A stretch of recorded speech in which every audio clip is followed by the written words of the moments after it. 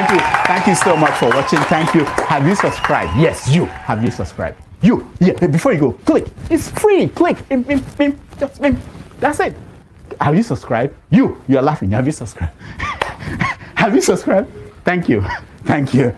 Thank you. Hey, madam, thank you so much. I can see you. I can see you. We have to get to 100,000 subscribers. This by the end of the year. How are we going to do that if you don't subscribe? Yes, you. Yes, you're about to click off. Why? Have you subscribed? It's free. If you don't, ask your son, ask your daughter how to. Just one click. Thank you. Thank you. I see you. Aha. Thank you very much. Thank you very much. I'll see you tomorrow. Hello, my people. Wofai, the international money transfer service, is here to provide you with a simple and efficient money transfer experience with no fees and the best rate in the industry. If you are in the US, UK, and Canada, Wofai is here to serve you and help you transfer money to over 21 countries. In all ramifications, they are better than their competitors. We at the Dr. Damages Show are happy to partner with them to satisfy your needs. To that end, anyone who signs up with them using the referral code DOCTOR will get $30 cash back the first time you send $100 or more.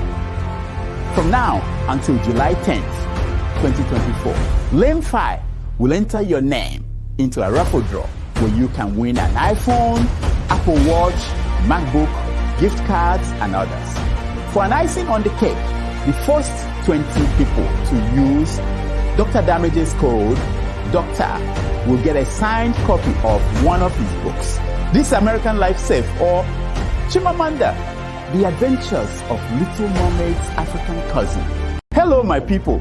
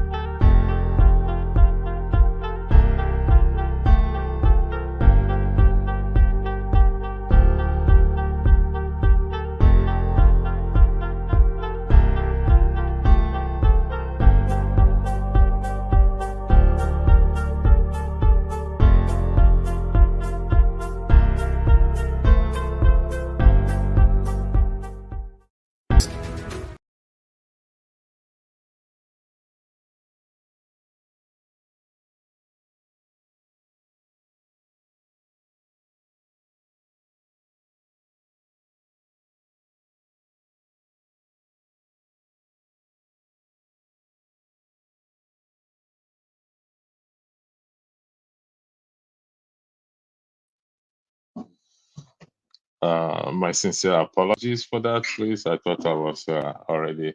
Good morning, good afternoon, good evening, depending on your geographical location. I would like to thank you for joining us this evening. It's been a wonderful time over the weeks and months on this show, and today is another day for us to look at issues and talk about the issues of life and how it affects us at home and in diaspora. This segment was created to discuss other issues outside politics that we've also often focused on. Today's topic, as we can see on the screen there, sorry, let me just bring it up again for those of you who are not familiar with today's topic. This is today's topic here. It's do you care? Sorry, I need to edit it. My apologies for that, please. So we will be having a short interview before we go into the main discussion today. So I will be having talking to Topan and Dama on overview of this segment over time. So I first of all I will yield the floor to them to give a shout out to the audience. Ladies, the floor is yours before we commence. Thank you very much. Hello, everyone. Thank you for joining us today. Hope you all had a great week and relaxing this weekend. This is Tokwe O here.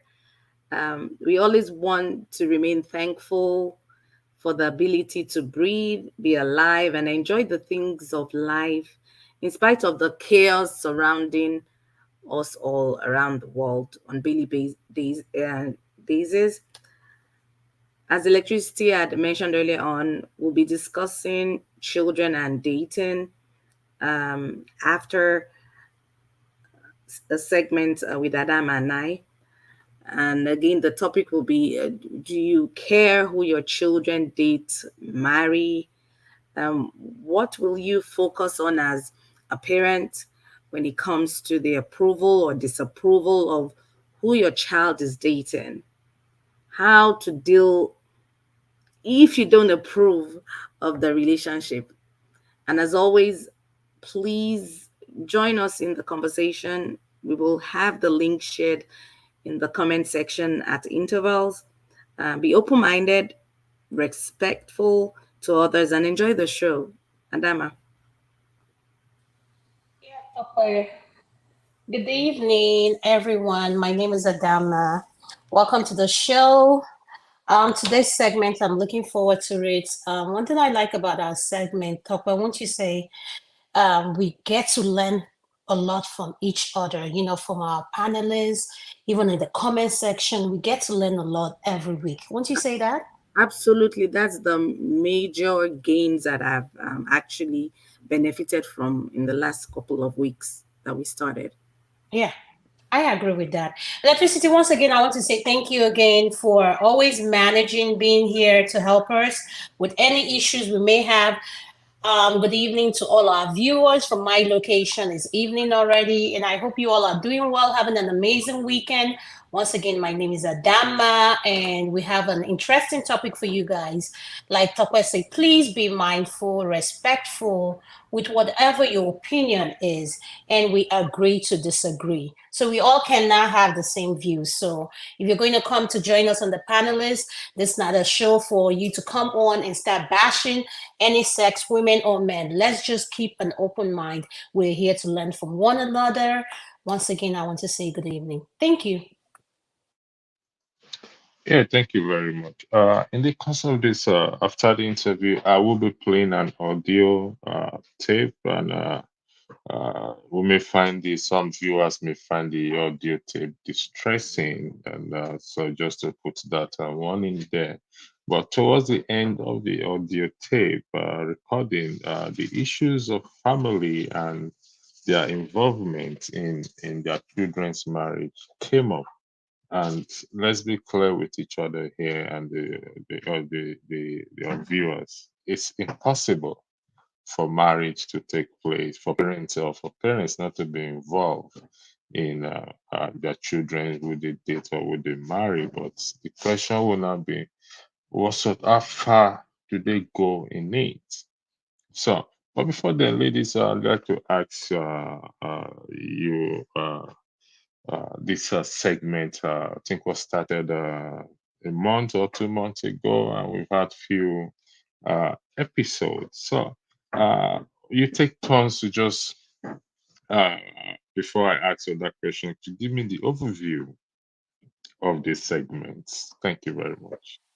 Before we give you an overview, could you play that Chimamanda video, please? Okay, my apologies for that. I'll do that straight away. Thank you very much. Never, ever accept because you're a woman as a reason for doing or not doing anything. All over the world, girls are raised to make themselves likable, to twist themselves into shapes that suit other people. Please do not twist yourself into shapes to please. Don't do it. If someone likes that version of you that is false and holds back, then they actually just like a twisted shape and not you. And the world is such a gloriously multifaceted, diverse place that there are people in the world who will like you, the real you, as you are. We females are so often socialized to silence. Don't silence that voice. Dare to take. Never, ever accept because you are a woman as a reason for doing or not doing anything. All over the world, girls are raised to make themselves likable, to twist themselves into shapes that suit other people. Please do not twist yourself into shapes to please. Don't do it. If someone likes that version of you that is false and holds back, then they actually just like a twisted shape and not you. And the world is such a gloriously multifaceted, diverse place that there are people in the world who will like you, the real you, as you are. We females are so often socialized to silence. Don't silence that voice. Dare to take. Thank you very much. Ladies, the floor is all yours. Thank you. Okay, thank you so much, Electricity. And I want to use this time also to give a shout out to Dr. Damages, who is the owner of this platform that gave Adama and I the opportunity to discuss social issues. We've been dealing with years of continuous conversations about politics as it relates to Nigeria and Africa. And we hear it from different platforms on daily basis. So giving us this opportunity to discuss on social issues as it relates with family life, those of us in the diaspora, even those in Nigeria, it's been a humbling experience. I had no idea it will be challenging, though. I'm typically a reserved person, and public speaking really isn't my thing normally. But this segment has pushed me and has taken me out of my comfort zone. I've had so much support from Adama and Electricity trying to push me out there.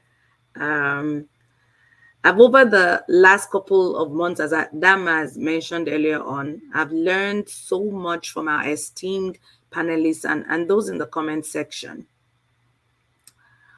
Electricity, can we talk about challenges regarding the podcast now, or will that come with your questions?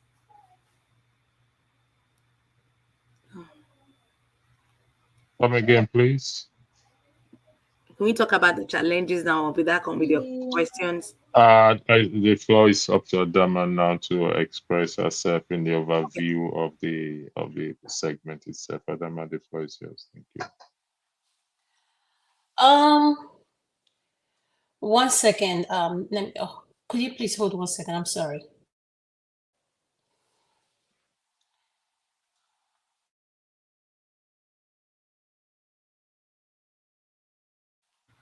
Yes, Electricity. Thank you again for the video. I appreciate it. The question, I believe, was in regards to the Chimamanda video, "Do Not Silence the Voice." Let me start again by saying thank you to Dr. Rudolph for giving us the space, me and Tokwe, to come in as moderators and as hosts to come host this show. Electricity, thank you for everything you've done. The countless meetings we've had, with our busy schedule, most especially my busy schedule. So I still want to say I appreciate everything you do for us. Thank you, Tokwe, for keeping an open mind, even when we have topics, when we come up with our topics that may make either one of us uncomfortable. We try to encourage each other about what topic to come up for the week for our audience and the viewers. And in regards to "Do Not Silence That Voice," that's a deep one. Coming to this platform, I came into this platform with an open mind. I'm a very private person, and at the same time, I love learning every day. I always tell my kids, including myself, nobody is a Wikipedia of knowledge. Keep an open mind. You learn every day. For me, that's part of growth. And at the same time, I love hearing what our viewers, panelists have to say. But there's one thing I've come to realize, and it shocks me. And it shocks me in a way that maybe the more we talk, I'll get to open up. Um, we need to be careful how we talk to people. We need to be very careful how we talk to people. And when people express things that do not sit well with us, just because you don't like their opinion, we need to be mindful of how we respond. Politics or no politics, we are not all going to have the same view. That's all I have to say for now. What is your next question? Thank you.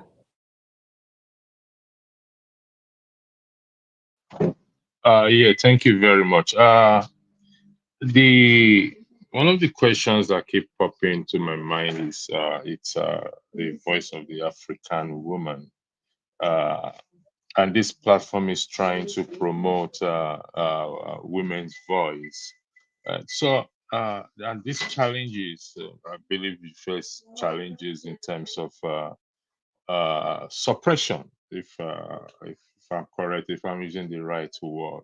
So, in that regard, could you please, ladies, kind of weigh in that aspect of the voice of the African woman on this platform?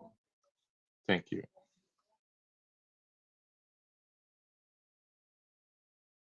Adama, would you go first? Adama, you're muted. You're muted, please. Oh, Tokwe can go ahead. Yeah, I'll wait after her. Thank you. All right, thank you. Talk about the floor is yours. Electricity, in regards to this platform, I see a lot of effort being made on the side of Dr. Damages and his team, trying to give the African woman a platform to be able to speak and hear their views. Typically, in the African context, we should be seen and not heard. As I mentioned earlier on, most of our platforms out there focus on politics, and we hear this on daily basis, Mondays through Sunday. I have no issues with talking about politics in Nigeria or Africa, but there are times we also need to bring it home and talk about challenges we face on daily real life situations and challenges we face on daily basis as a people in regards to family, kids, relationship, what we can actually relate with, whether we like it or not. We can talk from Monday to Sunday, 365 days a year. The political space will still remain the political space. Yes, we have platforms to hear our views. Hopefully, changes will happen in that line. But talking about our families and challenges we'll face gives the African woman, that space to be able to hear their views and kind of be heard and not be in the back door. Adama. Adama, before you go ahead, sir, I need to highlight what Topper said in terms of be seen and not heard. I need you to please kindly weigh in on that as well too. Should the women, but in this context, African women, be seen only and not be heard? Thank you. The floor is all yours. It's a cultural thing, electricity. I grew up in it. Women should be seen. The man is the head of the household. The man takes control in regards to decision making and control of the household. And the woman is just meant to be a supportive mate. And things are changing with this new generation, but back in the day, yes, women should be seen and not heard. Thank you. Adam, the floor is yours. Thank you. Can I get your question again so as to understand what your question is, Yeah, please? would she highlight seen and not heard? Should that be the case in terms of women, but in this context, African women, they are only seen, a cultural dictate that they should only be seen and not heard. How can this platform, you ladies, help to promote against that uh, uh, pattern of the woman being seen and not heard? The floor is yours. Thank you. Thank you. Once again, let me start again by saying thank you to Dr. Damages for offering this platform for us to come voice our opinion. He wanted women segments, and I thank him a lot for that opportunity. When you say for women to be seen and women, if I understand, to be heard and not seen, that's the question, right? I just want to make sure. Right, yeah, that's the question. To be seen. Well, That Seen is a and not cultural heard. pattern. you know Seen what? and seen and not heard. Okay. Well, things have changed. We have women in all kinds of professions. We have doctors, lawyers, professors. We have women presidents, senators, I mean, think about it, representatives. They're in politics, they're everywhere. I think those days are gone when we look at women as women, they cannot be seen. And we cannot keep doing things the way we do things back in the days. In other way, we need to, I believe in growth. And when I say growth, if I were to do things the way my dad and my mom did things back in their day, and my dad is someone who is educated and my mom is educated as well, I would not, at the same time, they are open-minded, you know. I don't think I have no problem with which whatever works for individuals. But as a woman, I believe, and a woman to two beautiful daughters, I want the voices of my daughters heard and at the same time seen, because um, those days are gone when women stays behind. Women are running Fortune 5 company here in America, in the world, not just America, in the diaspora, in the world, in Africa. We have women CEOs, women, and they are moms, you know. So I don't believe women should not be seen. I believe it should be both. Women should be seen and they should be heard. Now, how does that question relate to this platform? This is my issue. When this segment started, I didn't feel welcome. And I know I'm not just speaking for myself. Tokwe probably feel the same way. Because I felt the vibe of where people feel entitled to a particular time, where they want to have their thing going on, and after this thing, they go backstage and have their thing. And we need to realize one thing: this is someone else's platform. You do not get to dictate for the owner of this platform how to run his platform.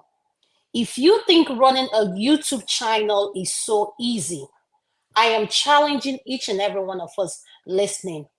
Go open your own YouTube channel. Run it the way you see fit.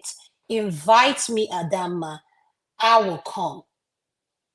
I will tell you personally, I cannot run a YouTube channel. That's just me, because I have so much going on in my life that I can't. It takes a lot of work. And you don't know that until you find yourself in a position of being a moderator, being a host. So when people come and they want to talk or address you a particular way, it quite frankly, it doesn't sit well with me, because just because I'm a woman, I expect you to talk to me the way you talk to any human. Look at me as a human being first. And at the same time, When I speak to people, I speak to anyone, including kids, with respect. And I expect the same thing back. But what I've come to realize that every human being is not like Adama. And that part I am having a hard time adjusting with. But at the same time, I believe in growth. I believe in forgiveness. When I'm wrong, I apologize because I'm human. I'm bound to make mistake. Take for me in particular, given my schedule, what people don't know, given my schedule and what I do, I'm allowed to listen. Like I can listen anything that has audio from anywhere in the world. My job allows me to do that. And I do go to other platforms. The first platform I went to and I expressed how I felt was One Man Went to More. There's a show at One Man Went to More called The Doopsy Show. That show was about family, women, daily lifestyle. I enjoyed it. And when I went into that show, man, I had a great time. I felt welcome. Then when Tokbai approached me, and you did, and Dr. Rudolph did as well, about let's starting something like that in this platform. I told you guys what my concerns were. One of my concerns was I don't see this platform being welcoming to women. That's just my personal opinion. And boy, was I right. It turned out to be that way. People will come in, feel entitled, talk to the moderators anyhow they want to, just because they feel entitled or because they feel Dr. Rudolph is calm. With all due respect to him, I'm not Dr. Rudolph. If you see me moderating or talking about something, you don't have to come into the platform. You don't have to watch me. Matter of fact, do something else. If you don't like to listen to Adama, I will respect that. But for you to come into a platform, disrespect me, and walk away and think that is okay, shame on you. We will not tolerate disrespect of any woman or anyone in this platform. Nobody should come to this platform and feel their voice needs to be silent because A doesn't agree with what Adama is saying, or you saw Adama at another platform and you feel you have the right to tell Adama what to do. No, you don't tell me what to do. Let's start with that. I have self-respect for myself, and anything I get myself involved with, I go all the way with it, even with my tight schedule. So at the end of the day, we need to learn one thing. We need to learn to have respect for one another, regardless of what the sex is, whether you're a man or female. I've encountered men in this platform who are so respectful, so respectful. But at the same time, I've encountered men who are so nasty, very disrespectful. Then you start to ask yourself, how do this person treat their wife, their girlfriend, their sister at home? Is this the kind of person you are? Is this how you want to be seen on a public forum, sounding like this? It goes back to what I'm saying. We need to be aware that this is a live show. When we have politics coming on during the weekend, people come in, your camera is on. Whatever you're saying is being seen by a lot of people. And the last thing you want is for people to have a view of you being disrespectful or being nasty to someone else. If you don't know how to be respectful, please don't come to this platform because we're not going to tolerate it. Enough is enough. We need to learn to respect moderators, hosts. If you're going to be a panelist, please be respectful. That's all I'm asking for. And I don't think I'm asking for too much. You don't need to like Adama, Tope, or electricity. If you see us on and you feel these are people you don't want to listen to, please, I beg of you, go do something else. Thank you. Thank you very much for that. I don't know if I have opinion. If people allow me to have opinion, but while you consider that, Tokyo, the floor is yours, please. Thank you. Yes, electricity, you're But, entitled to have an opinion. This but segment is All right. about three of us, so go ahead. All right. I will go after Tokyo. I need to buttress some points you made, but I'll go after Tokyo. Thank you. Thank you for so, the opportunity. so electricity, it's a two-way street for me. We've had so quite a number of smart, supportive, wonderful men that have actually supported us since the inception of this show. And then on the other side of the coin, we've also had nasty, disrespectful men who feel entitled and think they have a right to disrespect women as they wish. And if you're listening, because I know you're listening for the disrespectful ones, don't get it twisted. Um, we can act as you act, but we choose to be quiet and be gentle because we are on a live show. If you want to go dirty, we can. We have it. Everyone has that side. So back to that issue. Yes, we've had respectful men, but we've had um so much backlash. I wasn't expecting that.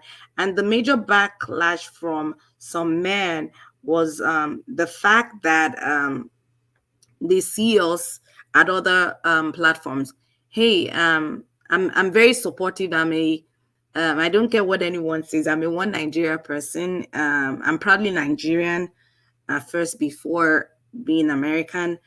If if I see a Nigerian platform out there trying to do their own thing, contribute to their own quota to make Nigeria a better place, I support that platform because they're proudly Nigerian. Yes, views do differ, and I think that's a major issue. People can't deal with others having ideas that doesn't link with theirs, and so the bashing we've actually gotten in the last couple of weeks was on the line of we supporting other Nigerian platforms that do not focus on the same ideas or ideology with this platform. And again, it's a free flow. We all have freedom of speech and expression and association, and a woman shouldn't be silenced. Electricity. Thank you very much. The point I wanted to buttress again, thank you for giving me the chance and to hear my own opinion. The point I wanted to buttress is uh, most of us we know who Tucker Carlson is. He once works for Fox News. When you said if things don't sit well with people, they should go set up that platform. Most people, I don't agree with Tucker Carlson's view. However, when he was fired from Fox News, he went to set his own platform, and he has about 2 point something million subscribers. I see.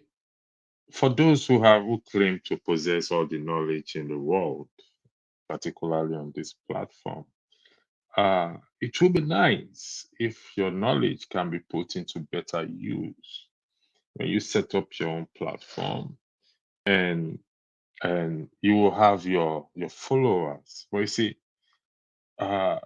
once knowledge is useless if they can't use it to impact life, but rather they use it to what? To create confusion, to make allegations, unfounded allegations, to bash anyone, male or female. And I understand where you ladies are coming from. Even though they said all generalization is not good, and I thank you also for highlighting the fact that there are good men on this platform who have supported you all the way. And also, I thank you again for this time. Before we go into the main segment, I would like to know if there's any other things you want to say before we go into the main segment. I have an audio that I said, like I said again, it's a little bit, some viewers will find it distressing. Please, I need to put this out there. But towards the end, it kind of it fitting into the main topic that we want to, because family was mentioned there. His family, or our family begged him to marry her. Well, that fitting into it. The very start did not, but the ending fitted into. But it's better to listen to it from the very beginning. But some viewers will find it distressing. Let me just put that one in there. So, ladies, I will the floor again to know if you have anything you want to say before we go into the main subject. Thank you very much. Again, I would like to use this time to thank all the wonderful men out there. You know yourselves that have been supportive. John Abba, Mazi, a praise man of prestige, Eagle Air, my Blackstone. Adama, you help me out in giving a shout out to the other men that have really supported us. We also want to appreciate all the wonderful, beautiful queens out there that have been very supportive since the inception of our show. Thank you. Yes, to support what Tope said, first I'm going to give a shout out to Dr. Damages. Thank you, Dr. Damages. We love you. We appreciate you. And the second person is going to be Electricity. Electricity, we appreciate all you've done for us. The countless time, we'll call you with concern. You always respond. I appreciate it. And the next person is going to be, let me start with the comment section. A special shout out to AB. Yes, AB, thank you. Yes, a special shout out to AB. One man went to Mo. Kulata. I know the crew of One Man. They come here, but they act like they don't watch. They do watch us. And Mike. Yes, Mike does. Mike comes here. Who else? Reabua, Mr. Triumph, Tracy, Tracy Jacopi, so, Guy Owele, Olga, and Timac, Comfort Bella, Mrs. Gladys. I really, really enjoyed her last week when I was on the Sunday show. I just want to tell her, Ndewo, I really appreciate her views on politics and the way she looks at life.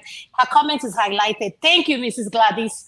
Thank you for always supporting us. Like you said again, man of prestige, Eagles Air. Ify and Chioma, we see you. Ify, my sister. No. That one is a special shout out to her. Ify is always, yes. Even if she's not here, she goes on the comment section. I called man of prestige, right? Yes.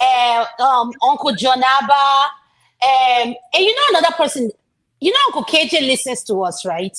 Even though we've kind of shaked him off, he said he will be listening to us, that he can't come on the panel. So thank you, Uncle KJ. Thank you for supporting us. Ngozika. And Uncle Chim as well. Chim listens to us. So yes, all of them listen, forget all this thing. Uncle Pansata as well. I want to thank him for coming in. I really appreciate all of them. I just want to say thank you for showing us the love. Even when we have topics that may not sit well. Oh, there's one person. Shout out to Ekene. Ekene always put this. Yes, Ekene always put the spice on it. And I just want to say thank you to him. The Blackstone. What's the Boom Boom Ray is always on the comment section. Thank you, Boom Boom Ray. Yes. Thank you to him too.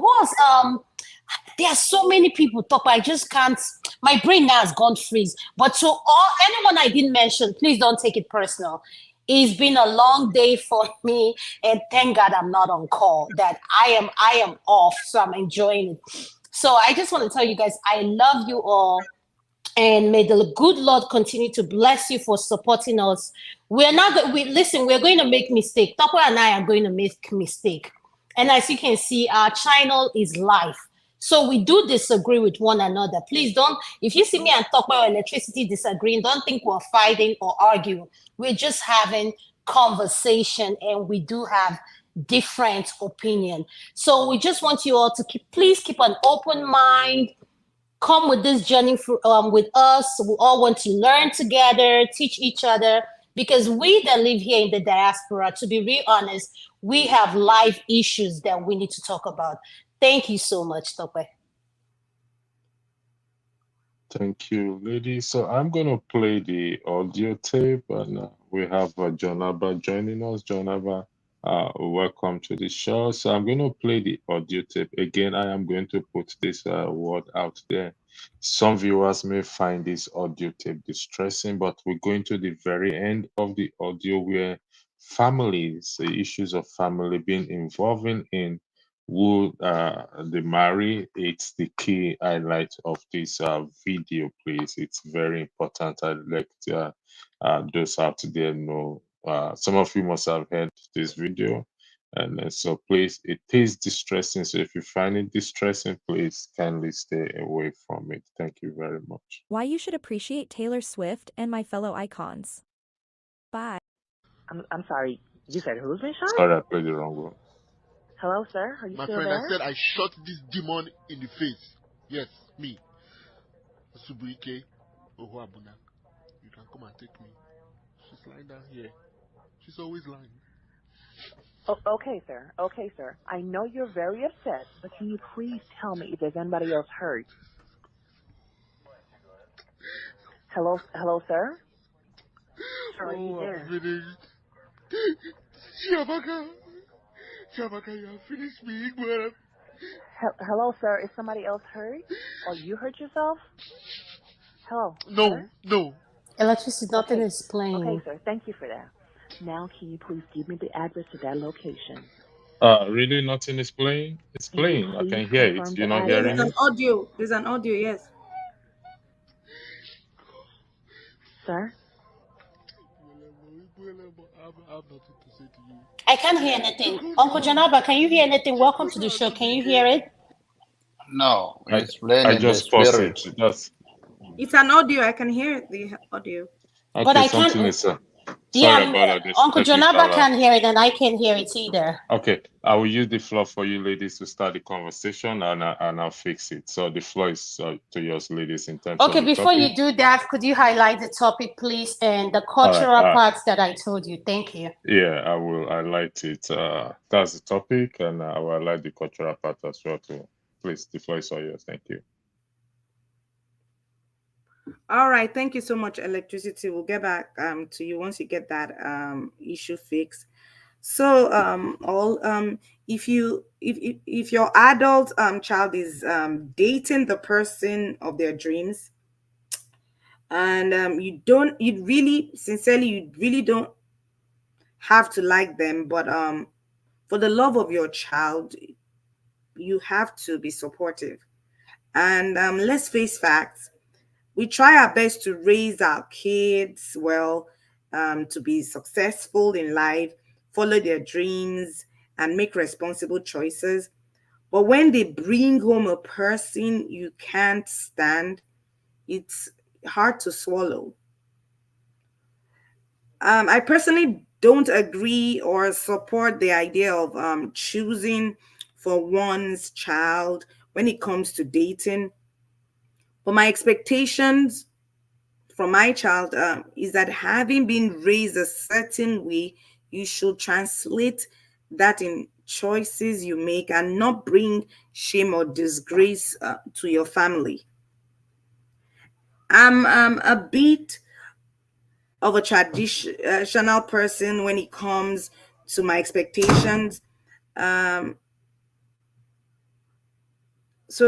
as a parent, when it comes to approval or disapproval of who my child is dating, I'll focus more on the family. Um, I don't do tribal. I don't do tribalistic. I'm not into people being racist. That's not a healthy family setting that I'll want for my child. It's a choice. As I said, I'm just traditional. So my will be focus on the family, and I would use this time to appreciate our great grandparents generation. When they usually back home in Nigeria, they usually go and check, do investigations in the villages to know where people's family, where they come from, just to ensure that your child is going into the right family. I definitely won't um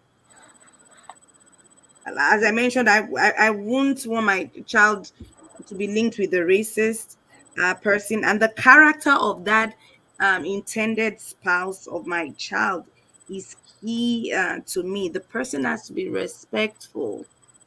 Respect is key to me. If you can be respectful to my child, there's no way you'll be respectful to me. So character of that person matters to me. And education, yes, it's key. It's a personal thing. Education is key. You have to be educated. I can't spend all my adding dollars educating my child, and she walks um home and says the guy isn't educated, is just lazy, not doing anything. Education is key for me, and maturity of the spouse. Age is a thing of number. My preference will be for my daughter to be with someone older. That's just thing, maybe because it worked for me. My husband is much older than me, and it's just a preference thing. And then finally, religion is key to me. Be on um Pastor John, how do they say it? Unequal yoke with unbelievers. I believe like just I'm a Christian. My child, I my preference will be for my child to be with a Christian. Adama. Thank you. I believe we're talking about, do you care who your child marries? Now, Yes. um, I'm going to answer these questions in three ways. And the number one question is, do I care who my child marries? Yes, I do care who my child marries. And for me, why I care, I'm speaking from a mom raising kids here in the diaspora, not back in the African setting. So here in the diaspora, let me make an example. My daughter should be going to medical school this fall. If she end up marrying someone who is not in the same profession as she wants to be a pediatric surgeon. So if she end up with someone who is not in the same field as she is, will I have a problem with that? Let's say she's done with school, everything, and she brings a guy home who is just trying to figure out his life, and that's who she fell in love with. One, I'm going to ask her, is this who you want? And she says yes. And I'll point out to her, I said, but he still is not here. You have this going on for yourself. How long are you willing to support? I'm going to start with the issue of finance. And I will say finance in this basis. Here in the diaspora, we have bills. We have something called student loan. For my own case, they do not have student loan.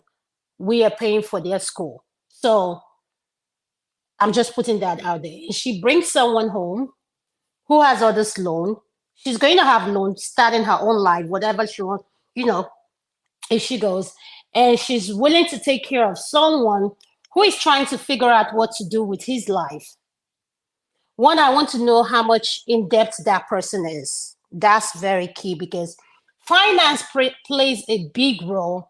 And I don't know why we shy away when it comes to talking about money. I want my kids to know about money. When they were young, as a teenager, she always had a job. When she started driving, she had a job. She became a manager at Target. And I remember when she was making money, when it came to her own money, she looked at money differently. Like she didn't want to go out there and spend it like it was mommy's money or daddy's money. I'm spending. Like she wanted to manage everything she was spending. So from that angle, I want to discuss finance, educational, um, then background. Do I care about what race she marries? I may sit here now and say, oh, I don't care. I would prefer she marries someone that's has the same background like she does. But if she doesn't, that's okay because we don't get everything we want. But one thing I want her to know is I want her to be loved and respected. Love and respected in the face of you have to discuss finance. Know how much this person loans both of you are coming in with. What kind of family does this person come from? Do they accept you? Do they recognize, because this is the thing. If your child end up marrying someone who is not in the same career or in the same field like they are, right there off the jump, this is my personal opinion, they're going to have a problem. I'm not necessarily saying it's not going to work out. I'm not saying that. All I'm saying is both of them should have that conversation that makes them uncomfortable. I earn a certain amount, you earn a certain amount. Is that going to be a problem? You have this loans, I have this loans. Can we talk about how to clear up these loans? Student loan is a big thing. Credit card loan is a big thing. Um, Apartments, how much are you paying for your apartment? That's why I say finance needs to be discussed. Both of you need to figure out that finance first. Family background before you then present that person to me and your father and say, mommy, I want to marry this person. Because why I point these things out, when it comes to money, I don't like being emotional because money is part of the things that destroy marriage.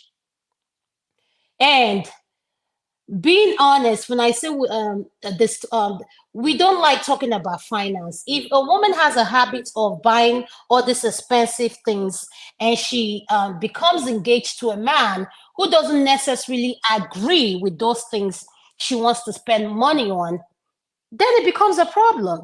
So that's why I say, yes, I do have a problem who my daughter brings to me to marry. She needs to figure out her finance. She's listening, her finance, the family background, and someone that will have the utmost respect for her family, herself, and someone she knows if she goes to sleep at night, she won't be worried about that person. Unforeseen circumstances are going to happen. Yes, it's called relationship, it's called marriage. There are things you don't plan for that will come up. You both should be able to come up as a couple to navigate those things without your parents being involved. I don't believe in parents getting involved in their children's relationship. Sometimes we as parents need to let the kids be. Let them make decisions for themselves.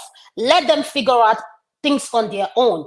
I believe in raising children who have a mind on their own and not children who are sheep. Then wherever you direct them, without your direction, they cannot make a decision. So that's my own personal preference. And that's all I have to say. I'm going to go to Uncle Janaba. Welcome to the show. Could you please unmute, sir? Thank you. Thank you for having me, electricity, and the two young lady, Adama and Tope. Thank you for having me. Welcome, sir. Thank you, sir. You're welcome. What do you want me? And I can see the topic highlighted here. Uh, and then before I continue to talk, if you may give me a chance, I would love to say to you guys are great. You are doing well, and all the things that you guys talk about on the issue of the platform. I understand you guys express yourself that, and I hope that vent help you guys. But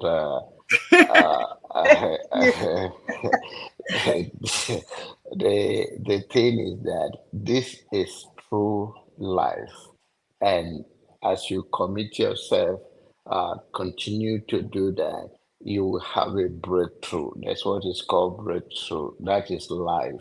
Whether in private life, in coming to set up things like that, you have people that are for you, have people are not for you initially, but then as time goes, you are consistent and you do what you know how to do.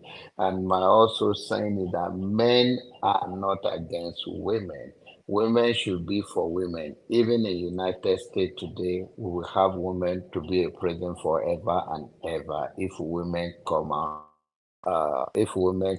to support women the way they are. So men is not the problem. And another thing I would advise you guys is that do not worry, stay focused. It takes time. And that is all I can say about that for now. Um, on the issue of what the topic of today is in terms of who my children will get married to, uh, yes, I care deeply, and but I always say, as I as much as I care who they get married to, whether my boy or my girls, I much worry about the environment. When I say environment, I'm talking about uh, having the understanding that people are product of their environment.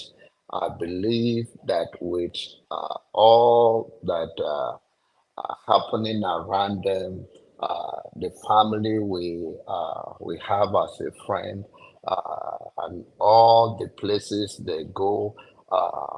When we have opportunity to go out with them within this country and outside the country on holidays, it opened them up to know the life they want to live, and that is why we simply say people are product of their environment, and the value that you raise them with, that is the value they will attract. So I don't worry so much about those side. Uh, Coming to religion, I am not a religious person, even though it sounds like they call me pastor or I thought you're a pastor. pastor, Jonathan. Yes, yes, God didn't make me a religious person. I don't want to go to that area with you guys now. I don't believe so many things that you may believe as you individual may be. So which is okay. If you and my children know my stand and we have conversation, we play a game once in a week and all of that. So in the process, we all understand where we stand on issue of religion. So they understand. So I don't worry so much about that because there are things that common sense is not common in our society. So I just want them to be deep and I want them to be spiritual, and I think they will attract the same kind of people that they will not be judged. I don't believe God is a Christian. I don't believe God is a Muslim or Hindus. I believe God is God and God is goodness. So that is about that. I also believe that in the processes of summarizing this, yeah, of life, quality of life in terms of money, I uh, I want them to not lack money, but I want them to be devoted to service and know what they want from life. All of those things will bring fulfillment to them. Money is a priority. Knowing what they want in life and devote themselves into it, enduring, just like I said to you guys now, you are just beginning on this. People may be uncomfortable or not comfortable. That is shouldn't be so much of your focus of all those things. Rather, you focus on your strength and you continue going like as you can go. It will be okay in the long run. You have to prove some people, and life also give us is a test time how much we can endure, the perseverance and the rest of them. So that is it.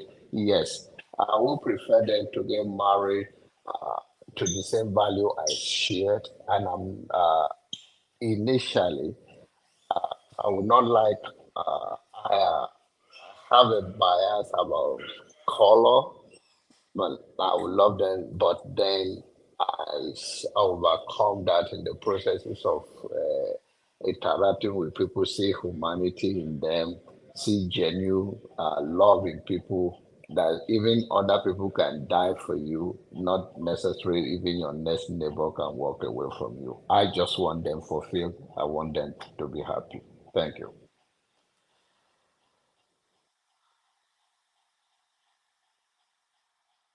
Hello. Thank Yeah, you. thank you so much, Okay. Mr. All right. Janaba. Mrs. Gladys, Auntie Gladys, you're next. Welcome to the show. Could you please unmute? Thank you, ma. Thank you so much. Good evening. Good evening. Good Do you know evening. what we are talking about? Yes, you said one making one's choice or allowing our kids to people they have to be with. Do you Am I care? right? Do you Yes, care okay. who your children date or marry? It is not necessary. It is the only way out is just to guide them, ask them if that's the choice they have made, and then probably put them into prayers and ask God to direct them. Because most times we found out that pairing our kids off with other people's children, possibly when we think of ethnicity situation or maybe business partners or whatever it is, most times you see that such marriages do not last. We should allow our children to pick up whoever they wish to spend their life with because they are the ones that are going to stay with the person. We are not going to stay with the person. So my best advice that children should be allowed to pick their partners on their own. Thank you so much. Thank you so much, ma. Electricity, could you please unmute? What is your opinion? And then we'll go to the next question. Thank you. Thank you for that. We must care who our children date or marry. It doesn't mean we have to interfere.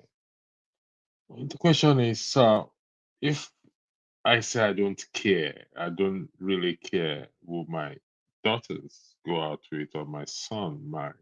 So meaning she can come home, or I have the knowledge that the guy is, I mean, without looking down on anyone, the guy is an undesirable element in the society, and as such, I shouldn't care. Or the guy is he doesn't, it's a lazy person, he doesn't like working. Should I not care? The guy is suck hard to dry in terms of is always dependent on her. Should I not care? No vision, no goal, no aspiration. Should I have to care, and I have to ask questions. Hey, girl, what's going on here? This guy you want, you dating, you marry. You must have a degree of knowledge of who this person is, and also what does he do? Interacting to know his values. If I know beforehand that he's an abuser and it's obvious that he beats my daughter, I won't say what I told my daughter if I find out that a man abused her. And I also told my son never in his life raise his hand on a woman. So I have to care. And if need be, I have to what? I have to intervene. We cannot dismiss that. So you see, the point here is we're trying to find a balance. To find a balance, how we don't become overbearing or interfering too much in their affair, and at the same time providing them that necessary guidance. Because uh, some of us have made mistakes in this. Our parents have made mistakes in this. We don't want to repeat that same mistakes on our kids. The issue of traditions also come in, and culture. Should I marry somebody from my place? Should I not marry somebody from my place? Which one will be successful? If I marry somebody from Kutunjewo, does it mean the relationship will not be successful? The lady will not be good, or the guy will not be good? These are issues that plague us every day, and it's still happening in the society today. So, personally, I do care. At the same time, I'm not going to be overbearing or interfere unnecessarily. The key thing is between me and them has to be between me and my children, the two girls and the boy. Has to be communication. Thank you. I yield the floor back. Thank you so much, Electricity. I appreciate your opinion. Man of Prestige, welcome to the show. Could you please unmute? Welcome, Dede. Ndeo. Welcome, Ndewo. Bawoni Tobe, how you doing? Dadani Alafia. Greeting to everybody. It's my pleasure to be on this platform. I just find out you all are playing, but that notwithstanding. So, what is the topic? Do I care who my children marry to? Yes. Oh, definitely, but with a caveat to that. I think let me just start with this. It's a violation of human right to force their kids to who they're going to marry, because it has a widespread harmful practice to the children accomplishment or development. So you don't necessarily have to force them, or the way we come from, we try to do arranged marriage in Africa or something like that. I mean, I believe that has diminished. It's not like as prevalent as it used to be when my parents and was growing up. You have to recommend some things, for somebody. But having said that, because of the generation changes or whatever we are right now, which I think is a better, place for our children. I mean, I have a daughter, who is just 16 and a half, just this is the first year in college. So that's my Ada. I definitely care. I'm going to protect her, I'm going to give her guidance. I don't expect because my daughter, is a brilliant, daughter. Of course, everybody, that's how they view their kids. But that notwithstanding, I mean, I want what is good for him. For her, I'm going to give her advice and everything, what to do. And I mean, I don't want you to go there and marry a bomb. I mean, my daughter, is, I mean, like, is an academician. She wants to go somewhere. How do I expect you to go there and marry a bum who don't have a job or who don't have a future? I mean, it doesn't have to be equivalent. Let's assume my daughter have PhD or master or whatever, and you go there and marry somebody, maybe have a, I'm not even going to say 4 year degree, let's say 2 years degree, but you have a future, you have a future, developmental future in your life. I don't have any issue with that, because character has to definitely play in a role. Of course, you can't really evaluate somebody's character for just meeting them the first time, or they are dating your daughter, or your son wants to get married. You can't properly evaluate them because you don't know what's going to happen. But the point, which is the ultimate question, do you care? Yes, I definitely, because I will do everything. If they're going to marry a bomb, I will do everything to persuade them not to. I mean, I'm going to give my opinion, but they are going to be the final decider. If that's what they don't want to do, I'm not going to impose something. Of course, not even in this society where we live. We're not living in Africa. So I can't even use that word impose, because that don't happen here. I mean, they are all born here. They have the American mentality, So, yeah, I definitely care, okay? Who my children marry to. Yeah. All right, thank you. Now we are going to switch it up a little bit. We're going Okay. to switch it up in the sense that we're going to include culture now. Growing up, I've seen these things said, not just see it, I witnessed it myself. Um, you hear people say, oh, Igbo women are very expensive to marry. And I keep saying, why do they have this narrative? Until I witness it is true. So now the question is, do we think that sometimes culture, custom, tradition are too excessive when it comes to marriage?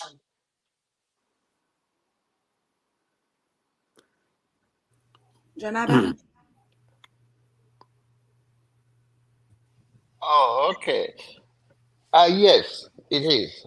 Especially just like you said. My big brother uh was in America while I was back home, and he was trying to get married to this particular tribe.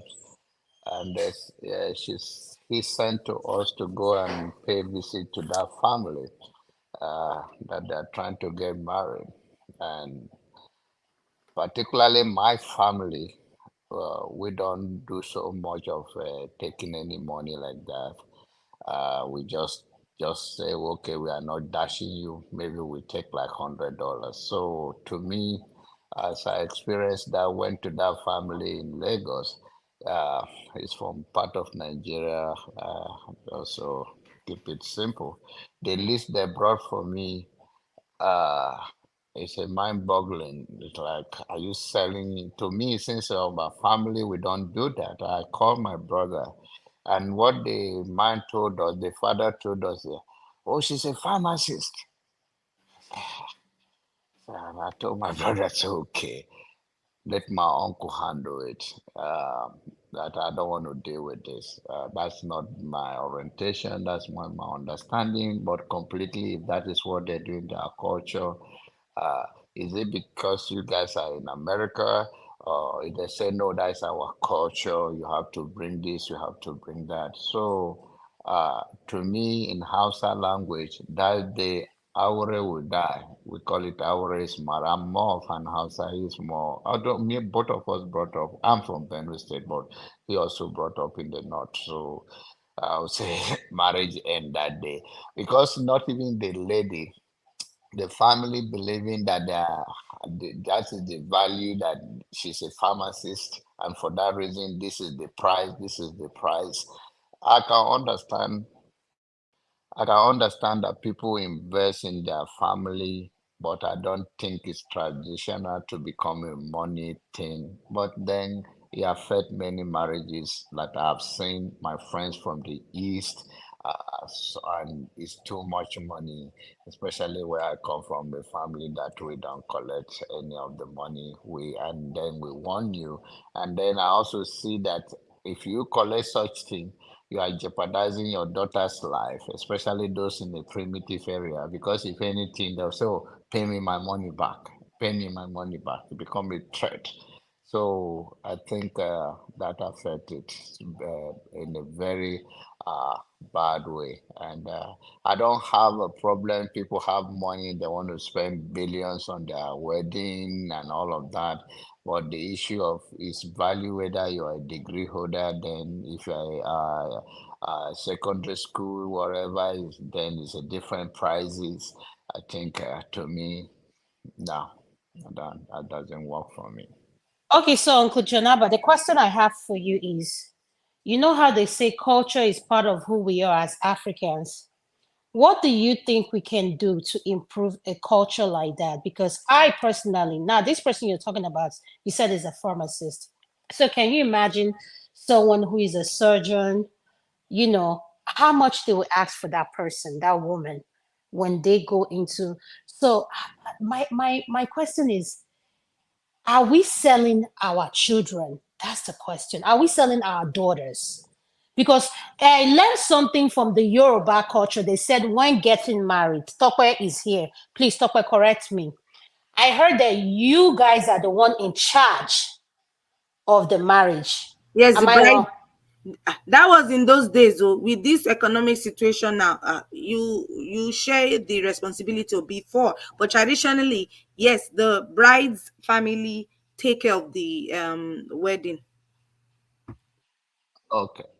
Okay. I and now the issue is that we are talking about in uh, the culture. I learned recently the king of Idoma land, because Idoma have a very similar culture to the Igbos.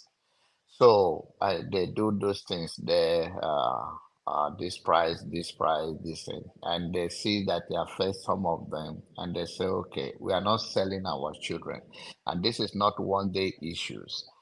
this is a lifetime that you will need your in-law will need you both sides.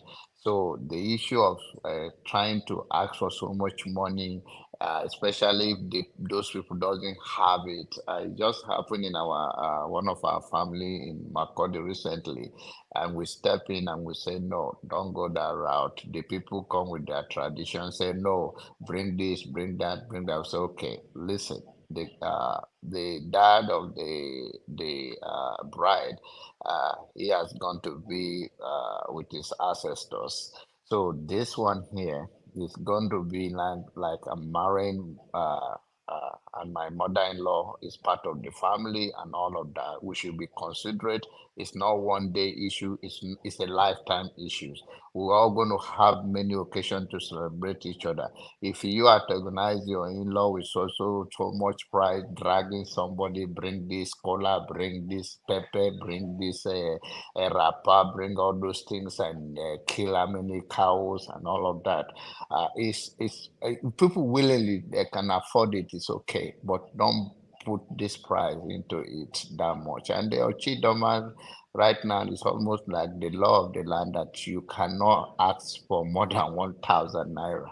So you cannot ask above it, which I believe because it's stopping so many people from getting married. But then I think people should be in this generation back home too, things are changing. I think should not deprive your daughter of getting married to somebody but that is going to marry to, because sometimes it's not the money, is that the culture is that sometimes some of those things doesn't make sense. Why do you want to put a price on somebody? We understand your child went to school, and that is why she will come back every day to say thank you to daddy, and the husband will not stop it because he know that he make the most out of her own child. He invested so much part of his life, or the mother as well, the whole family. Sometimes community that support these children. So yes, it is a good thing that that yes you put so much, but it's not something that has to be a bride price that pay you back. Thank you. Thank you so much, Uncle Janaba. I really like your response. Man of prestige, I'm going to go to you and I'm going to speak an Igbo this thing that I know we all understand. I know Uncle Janaba. When it comes to Igbo wine in Igbo land, there was one I attended. It was so excessive. I was like, are you kidding me? Why are we like, how did we get here in terms of culture, the list, like Uncle Janaba said?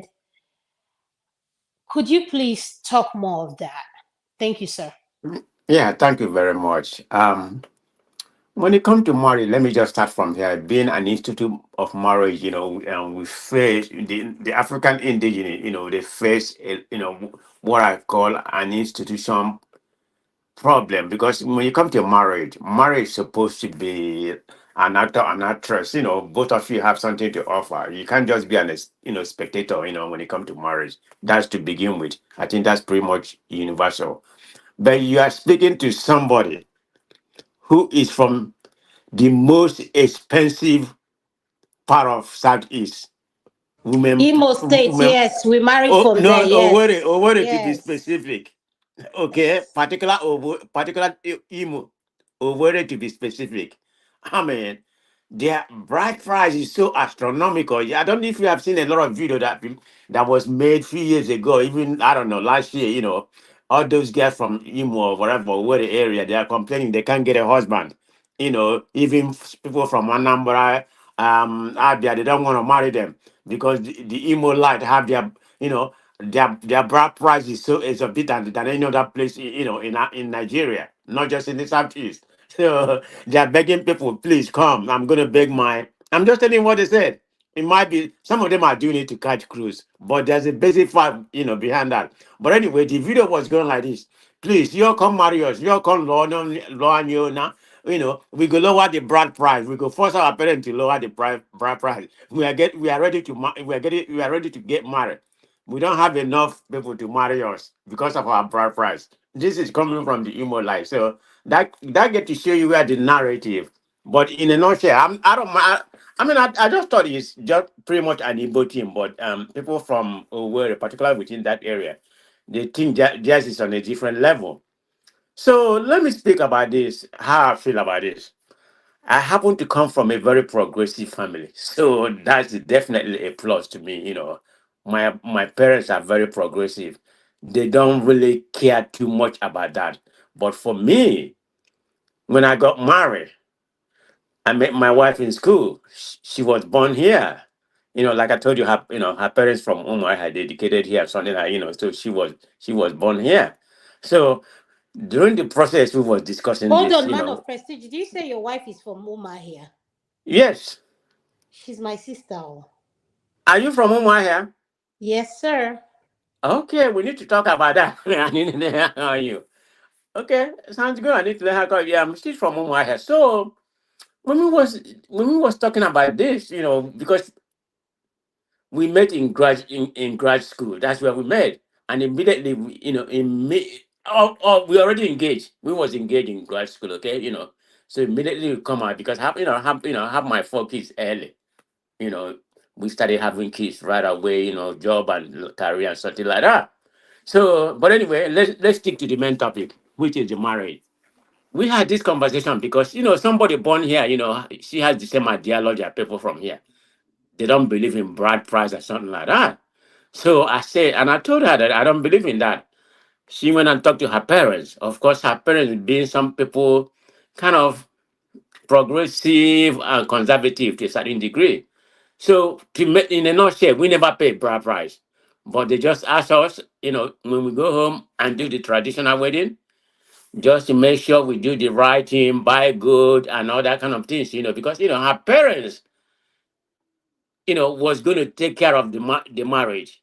Because their way to do it, they was going to take care of the marriage, everything or something like everything or something like that. That whatever that is obtainable, which they did most of it. But I said no, we have to share the cost. Whatever you want me to do, we're going to share the cost. It doesn't really matter. We don't have to depend on our parents or something like that. And my parents was willing to do that too, but I said no. We're gonna be responsible for our marriage. They can chip in and something like that. But anyway, there was never a determination of a bride price, to make the story short, in my own marriage, and I believe that's the way it should be. And my kids being born here, that's already been instituted in them. They don't even, I mean, like I said, they go to Nigeria during the summer, because I normally send them home during the summer, so they can get embedded into the, African culture, stay home with their grandparents, so they love that a lot. So they're even more Nigerian than I do. So they like to go home. But in that aspect, I think that's something we should try to get away with. I mean, I don't know where this bride price you have to pay depending on the woman's status. Say the woman is a doctor, the woman is maybe just has a bachelor degree. So are you instituting a price? Depends on how you classify somebody, their status. That's the way I look at it, which is something uncivilized in my own opinion. I'm sorry, I don't mean to degrade my culture, but if they find it palatable to them, that's okay with them. But that's not palatable to me. I don't believe in that. And your second question is, how do we get away from that, right? Yes, sir.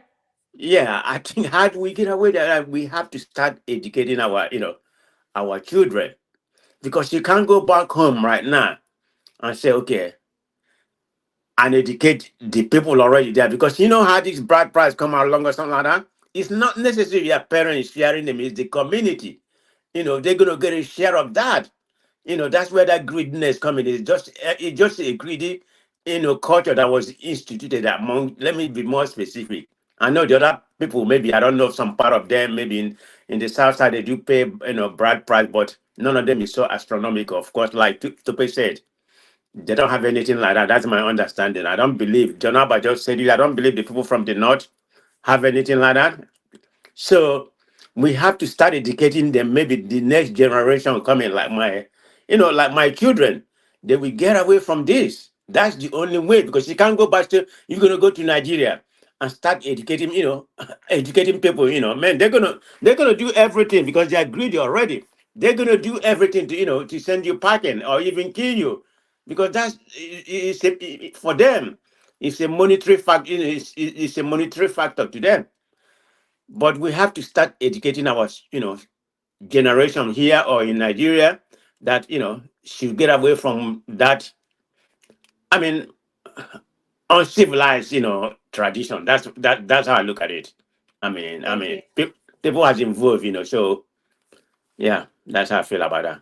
Thank you so much. Auntie Gladys, your next. What is your opinion regarding this tradition? Ibanku, Igbo bride are one of the most expensive bride to marry in Nigeria. And let me just say this: this is a shout out to Yoruba brides, Igbo women, specifically Umahia women. They are the best.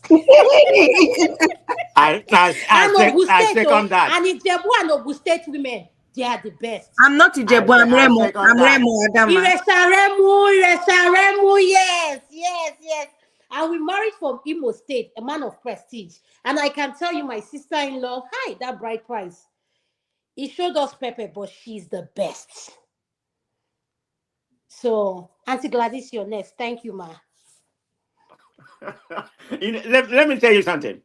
Somebody, I'm looking at the chat. It's just Steph said, "You married on credit. You're eventually going to pay for it." Can you see that, Steph? I'm gonna get you when I see you. Come in and tell me how I'm married on credit. Maybe you can help me pay for it. Come in, Steph. Auntie Gladys, are you there? If you're not there, let me go to Eagles man before I come to Ekene. Chris Ken, Ekene, welcome to the show. I appreciate you, my brother. I No, gave you thank a you. special No, shout out thank you. earlier. Thank you. This one is a hot I topic. really appreciate you. Thank you. Eagles Air, welcome to the show. You're next. I don't think Auntie Gladys is responding. Auntie Gladys, are you there? Yes, I'm here. Okay, you're next, ma. Sorry about that. Eagles Air, after Auntie Gladys, you're next. Thank you, sir. So, what do you want me to say again? Sorry. We are talking about Igbo wine. Why are Igbo women, our bride price, so expensive? That to the point that these women are practically begging, please come and marry me. How do we do away from this culture and start re-educating ourselves? Because at the end of the day, we are not selling our daughters. Thank you, ma. That, it's not in all cases though that Igbankwuwa in Igbo land is takes a lot of money or whatever it is. But I want to tell us that there are parents and homes where they do not request or because I know that in most Igbo places it depends on what the people want. Most times because of too many things, they ask for this, they ask for that. But some families do not take to that because the situation where other people believe that in the Igbo culture that we sell out our daughters is not in all situations. I've seen some cases where the families of the women have actually helped to do everything, virtually done everything, and married off their daughters. So things and times are also changing, that people are beginning to know that in some places they tell you that this is the amount to be paid. In some cases, it's not even up to 10,000 or 5,000. I don't know. In some places I know of, but in some places where they ask for such big money, it is not necessary because it's like selling off your daughter. Even in the Bible, I didn't see anywhere in the Bible that parents were asked to sell off their children in the name of marriage, that you'll be asked to bring so and so amount of money because I trained my daughter from primary school level to university level and so on and so forth. That idea is fast dying off. Sorry that I have to say it that way in most homes. Thank you Thank you so so much. much, ma. Thank you Yes. so much, ma. I really appreciate you, ma. Thank you for your opinion. Eagles Air, you're next. Could you please unmute? Welcome to the show, sir. Thank you. Good evening, everyone. Good evening, sir. Um, Based on this traditional marriage of 18, it becomes a serious problem and it has caused so many men not to get married and so many women not to get married because of the cost of the marriage and all the rest of them. I want us to understand something. Based on the last speaker, like this, it's as if that I should dabble into what I have in mind to say, because not every home charges like that the way other people charges. I have been in traditional wedding in the Imo State, where that place Mbise. I've been in Mbise. You know, in Imo State, Mbise is the people that charge highest. But I've been in traditional wedding in Imo State, Mbise.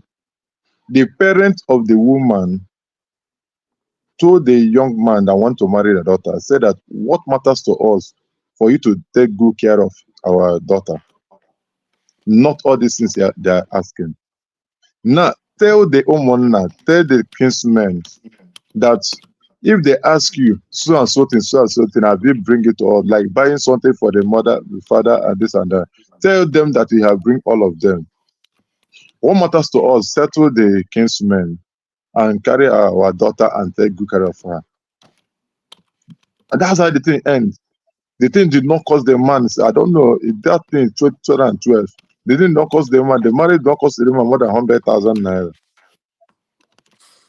And that the marriage is settled and they're living in peace. But I have also attended a traditional marriage in Enugu State.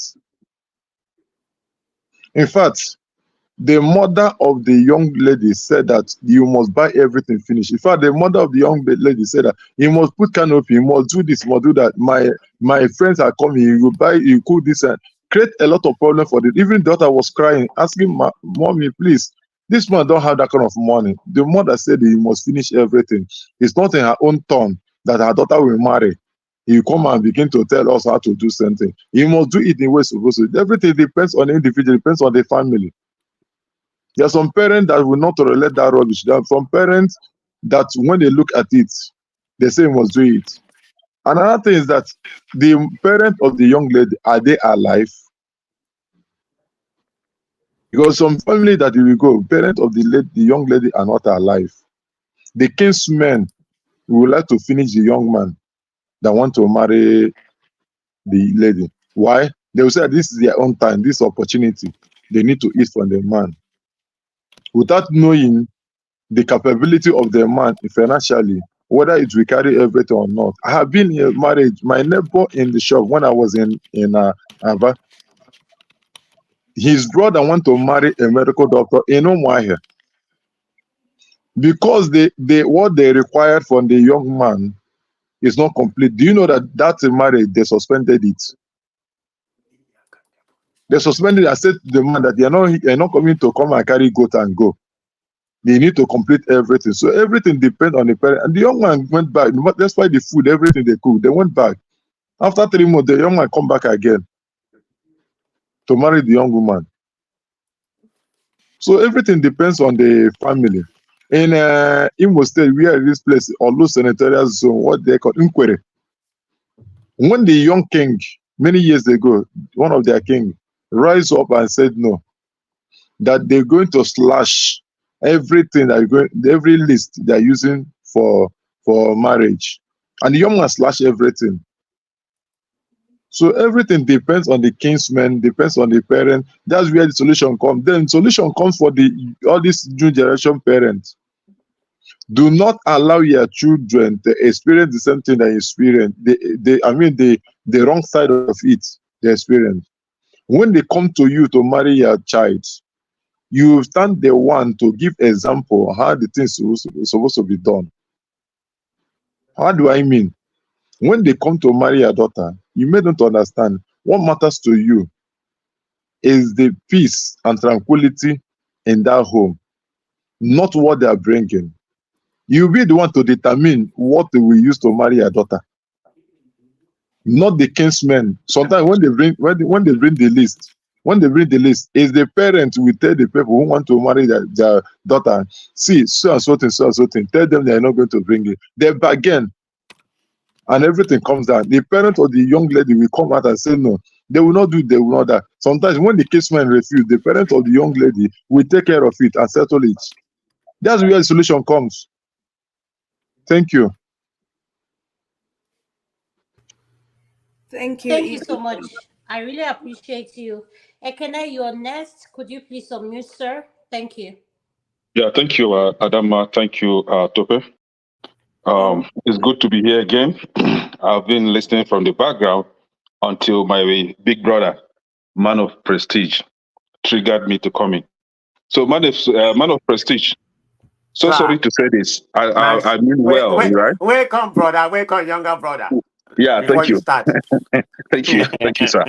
So the thing is, I agree with Steve, and for the first time, I agree with Kulata.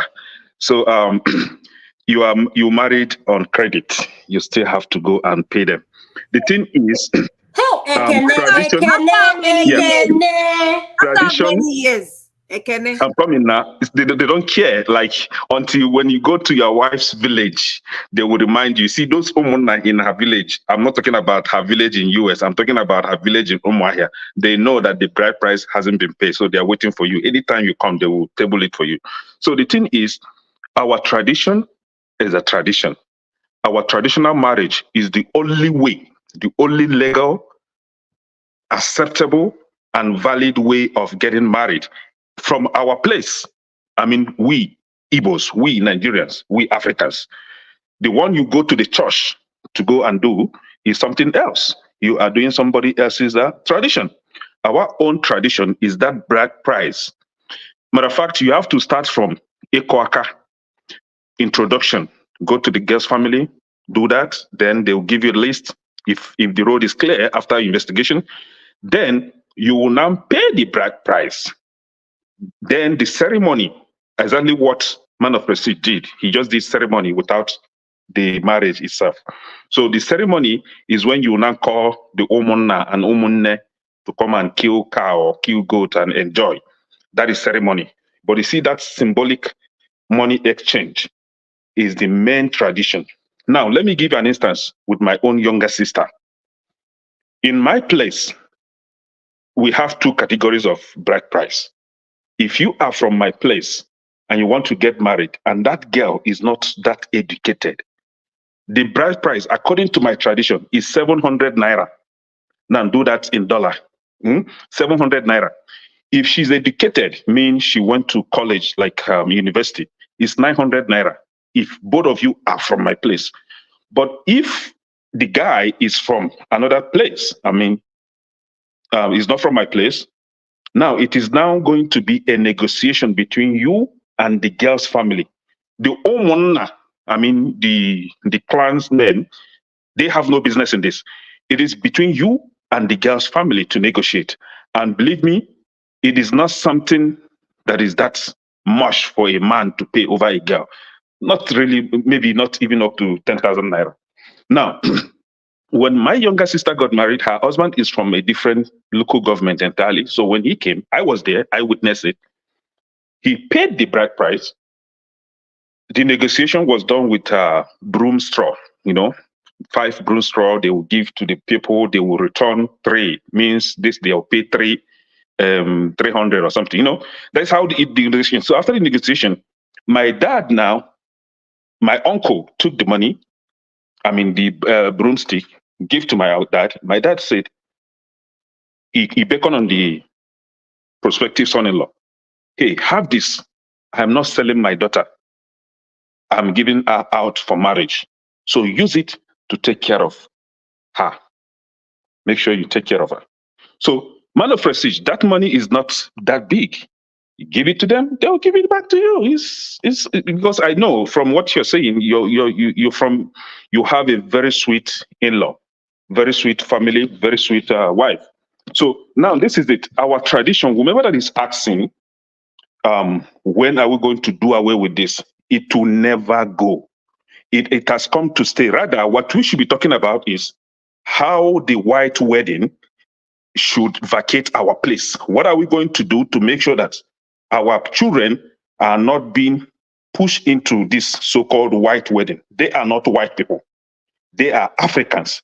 So the traditional African marriage should be the only valid, culturally and whatever acceptable form of marriage in our place. So the traditional marriage, the bride price that some of you are talking about in Imo State, see, in Imo State, maybe Owerri side, what you are seeing today is not the actual bride price in that place. What you have today is a collection of greedy, criminal elders coming together to kind of fabricate some useless bride price list and give to their prospective son-in-law. So what you have in Imo State, bet me, what you are having today in Imo State is not their traditional bride price list. And it cuts across other African countries. There are African countries where they will ask you to bring 20 cows. Now, each cow is nothing less than $1,000. So you have to bring 20. Then you buy goat, buy this, buy clothes for uncle. Imo State is learning where other African countries are. Imo State is like a baby. There are grandfathers. This thing is running into millions of naira. Yes, no. Millions. What do they expect a normal? Exactly. So, exactly. Even in Nigeria, have you tried the Fulani marriage? Try Fulani marriage where they will tell you the number of cows you're going to bring. You will now know that Imo State bride price is a baby. But let me ask you, Kenneth. When we're talking about bride price, those goat and someone, that's not necessarily the bride price. I'm talking about the amount you stipulate. Yes, say, that this is money my daughter, is and insignificant. my daughter worth this amount of cash. That's the, Your daughter, his daughter should not be valued based on monetary equivalence. It has my nothing to do question with to you money. is that did they practice that in the north? I'm not aware. I'm just asking. Yes. Can I say something? Can you hold on before you answer that question? Before we answer any question, this is the question I want to throw in. Yeah. If you've not married in the north, Uncle Jonaba is here to educate us on I've been to a traditional marriage in the north. I went with my friend, my close friend. We went for introduction at night. Jonaba, you're here. We came to the family. They sprayed our mat. We sat down. We brought cola. We brought a lot of packages, dropped for them. Then next time, his people now went. So it's a step by step stuff. And at the end of the day, he paid money. Hold on. Now, if you're talking about Fulani, now I want to put this disclaimer here. Yeah. We need to realize it's based on the family background. And I'm going to use myself and my own family as an example. If you're coming, I know what my brothers went through. Based on the family background, the history, whatever, and the family they are marrying into. Now, how does that translate to a family that is not as flamboyant or in the same? You cannot put it. I don't want us to paint that narrative when it's not. Now, let me put it this way, right? We have the basic requirements when it comes to traditional wedding. In every, do I say town or villages, they have their own unique, basic traditional requirements. Now, in that same village, like the last speaker before me stated, if you are not careful, the responsibility will fall on some scrupulous, wicked kinsmen that will want to rip you off. That list, that exorbitant list they're giving to you, is not the actual list. They made up their own. The last speaker stated that they went to Enugu. I had same experience again. A family friend went to Enugu to get married. Unfortunately, the girl's parents were no longer with us. So the uncles were the one in charge. So they brought some ridiculous list. And the guy was like, no, I can't. Where will I get this kind of money? And then they said, if you don't have it, you are not going to get married to our daughter. The girl was crying. She didn't like what the people were doing to her. The only fault I found in the guy is because he left the girl because of that. He didn't marry that girl because of that. If I were him, Or if I have known earlier, I would advise him, give her belle, carry and come house, make una start family. Whenever their eye clear, they will collect bride price. Thank you, Ekene. So, Ekene, Ibiakwa. and also, I will advise those emo guys, those guys that are trying to get married to emo girls. If you like her sincerely, you are ready to settle down with her, make her your wife forever. Please. And they give you that kind of a nonsense list. Give her the left, carry and come house, marry her. Wow. They will settle at the end of the day. Their eye go clear now. When you do that, their eye go clear. Small, you go to pay. Small, you pay gradually, and everything will be fine at the end of the day. You are married, you're married. She's your wife. Thank you so much, Ekene, for your comment. If not now, Mr. Steph, thank you. Welcome to the show. What do you have to say, sir? Could you please unmute? Thank you, sir. Good evening, everybody. Good evening, sir. Hey, can I salute you? I didn't want to come. I didn't want to come in before. I just wanted to be listening. There is a man of prestige that brought me here, and when I finish addressing him, I will go back and continue listening. I'm waiting. Man of prestige, you've triggered many people. Yes, Mr. Steph, please. That's why we're here. He's my in-law, because Jiriwayo, he's my in-law. I just want to tell man of prestige that he married our daughter on credit. And that irrespective of how many children he have given back to, he's still owing us the bride price. And we don't recognize him that he's the husband of the man. They are just partners. They're just living together. After how many years? They are just living together. Well. According to our culture, you guys are just cohabitating. The village now, the village now from Umar side, and it's called Isiepu. So listen. The most symbolic thing about traditional marriage in Igbo land is bride price.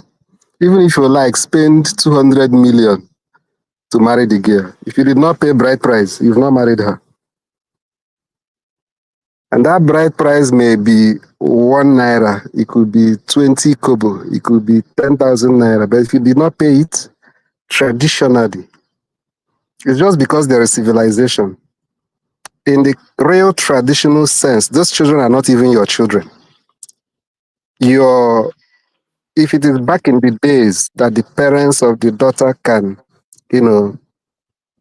claim children, because there are some villages they'll claim those children. And the native law will back them up that they are not your children. So anybody that want to say that he's helping you, he want to do good thing for you, he want to reduce cost for you, don't allow them to reduce the cost when it comes to bride price. That is waiving. I mean, if they say they want to, if they say I'm coming. If they say they want to waive something for you, don't agree for them to waive bride price, but let them reduce it so that symbolism will still be there. But if they waive it for you, you just did saraka. You know what they call saraka? You just did feast. For people to just come and drink and go. But let me ask you, what happened if the bride is the one that want to waive it? I mean, no, the bride, listen. Even the parents of your wife. Yeah, they want to waive it. I'm coming. They have no right to. No, they have no wife. They have no right to waive it. The only right they have is to reduce it. They don't have any right to waive it. They waive it, it means that you've not fulfilled the culture. Culturally, you are not married. Go and ask any elder in your own village. I do go to the village now, like I told you. I've never been hold. I'm telling you. But they have teach me about it. And I said I don't believe in it. Okay. Whether they are serious or not. Go back to call your people in the village. Ask them to please go to them and fulfill that part of the tradition. Even if it's 1 naira, let it be symbolic that you pay the bride price of the mother of your children. No. I respect your opinion. I respect where you're coming from, the narrative and the Igbo culture. It's not my opinion. No, it's not my opinion. No. In my head, It is In not my my own opinion. mentality, it does not rhyme with me, and I don't Listen, believe with that. listen. If I do it, I It's believe not my. I believe I'm I'm committing coming. a crime. I'm I coming. believe I'm committing, you Okay, know. Mr. Steph, I have a question for you for It's what you not a. just said now. I just It's, want you to listen to the question so that you help me answer while you're talking. You okay. said what man of prestige did, he needs to go back. So, in a culture like that, he's been married for how many years? How do I've been we married for fix? 22 years. Actually, it's going to Thank be you. 23 soon. 22 years. How do we Yeah. fix like culture and all this tradition? Were they not created by human being? And are Lis- they written on stone that we cannot edit and Listen, fix all these loopholes? listen, Thank you, sir. listen, listen. Is it a difficult culture that says that there should be a symbolism called bride price? I'm not talking about how much, because in the day of our forefathers, it may not be naira because they are not even using naira then. There must be something that symbolizes price. Do you understand what I'm trying to say? It could be cowries, but that this is the symbolism that they call bride price that must be exchanged to give you that right of ownership that we've given, handed over this our daughter to you. I'm not saying that it should be 1 million. I'm just saying the symbolism. Remember what Ekene said is see, maybe economic hardship that made some scrupulous elements in some families to start making it something that is considered a burden. Traditionally, it's not meant to be a burden. Do you understand what I'm saying? Yeah. Yes, sir, I So do. I don't think it's something we should be proud of. It's not something that we should be asking should be amended. You understand? But It's not something we should okay, be okay, asking okay, should not be Mr. part Steph. of our tradition. Yes, but this is the confusion I have. I told you when my brother got married to this Imo State NBC, this is a disclaimer. When I tell you we had an artist played, I'm not going to disclose the name of this artist. And yes, the woman, my sister-in-law, comes from a very, and I say for in a we live in a community, or we live in a era where people tend to, oh, nekas no ya achọkwa ka nke m dị otu ahụ.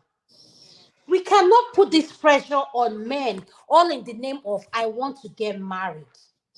So where can we make it tailored and uniform that even those who cannot afford those like least can be able to say, oh, no matter what background or education you have, in order to make it fair. I'm not saying now, you see, okay, Chioma did her traditional thing.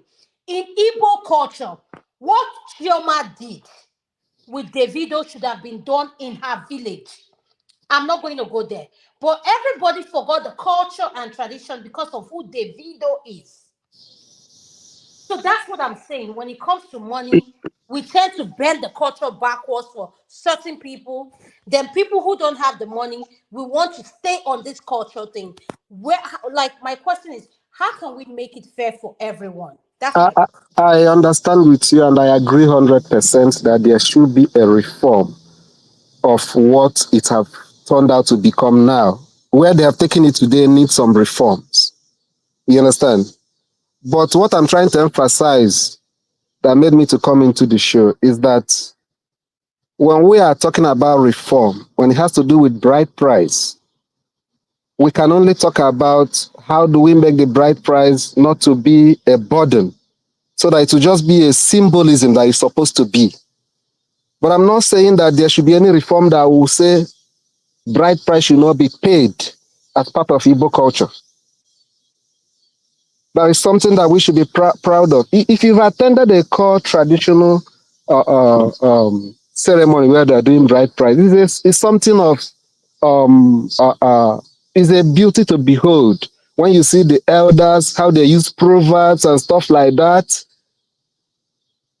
and the ceremony itself, how they bring either stones or sticks. This one represents so amount of money, and they put it on the floor. and the in-laws will collect it, remove 3 out of it, put the other one, saying that this is what we can afford. Nobody mentions money.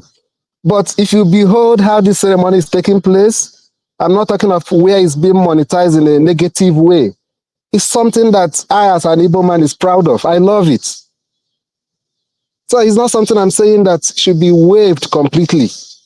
And I'm telling man of prestige that if you did not pay the bride price of your wife, that you have to ask your people to go back and let them go and pay it for you. Okay? Then coming to what you said, my sister, I understand. It happens.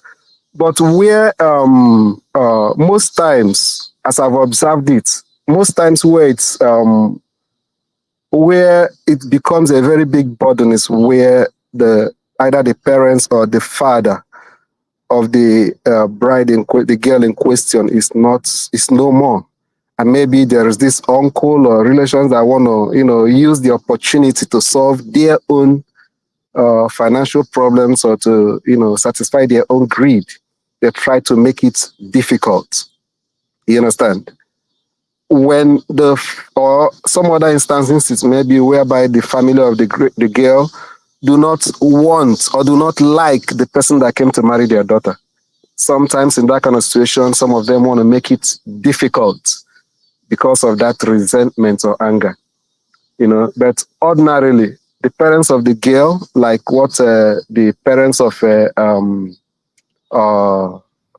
Davido and Chima. man of prestige did, is what good parents do. They tell you, this is what maybe the kinsmen will have a list, but some of that part of that list are all supposed to come to the parents of the girl and the grandmother, stuff like that. They will tell you, okay, we're going to tell our kinsmen that you have provided these ones already. Do you understand? So worry yourself only about so and so thing, which is going to be used to entertain the girls that's going to come that day. And that's where they themselves will also come in if they have the money to assist. Because some of these lists, when you hear 20 cartons of beer or 1 tubing of palm wine or stuff like that, one goat or one cow. We have 42 tubers of yam in Yeah, your yeah, those are the things that they are used to entertain the people that are going to come that day. You understand? And maybe you want to come, you want 100 people to come for your traditional marriage, and they tell you're going to bring a bag of rice and you say you can't afford it. Who do you want to entertain those people for? Who do you want to bear the cost for you? You understand? So that's where both parents have to be reasonable. How many people are we expecting? Realistically, what is going to be needed to entertain those people? You understand? Because most times when they just tell you to bring 500,000 and they don't tell you exactly what is this money going to be used for. So it's something that two of the parents have to sit down and work out. Okay, this is what this is for. This is what the other one is for. Okay, we don't have it now. Okay, let's do it a kind of in-house ceremony. Yes, sir. So Thank you. that could help. Thank you. Thank you so much, sir. I'm of the opinion, and I'm going to let electricity talk. And after that, I'm going to hand it over to Tope so that she can explain the Yoruba culture to us.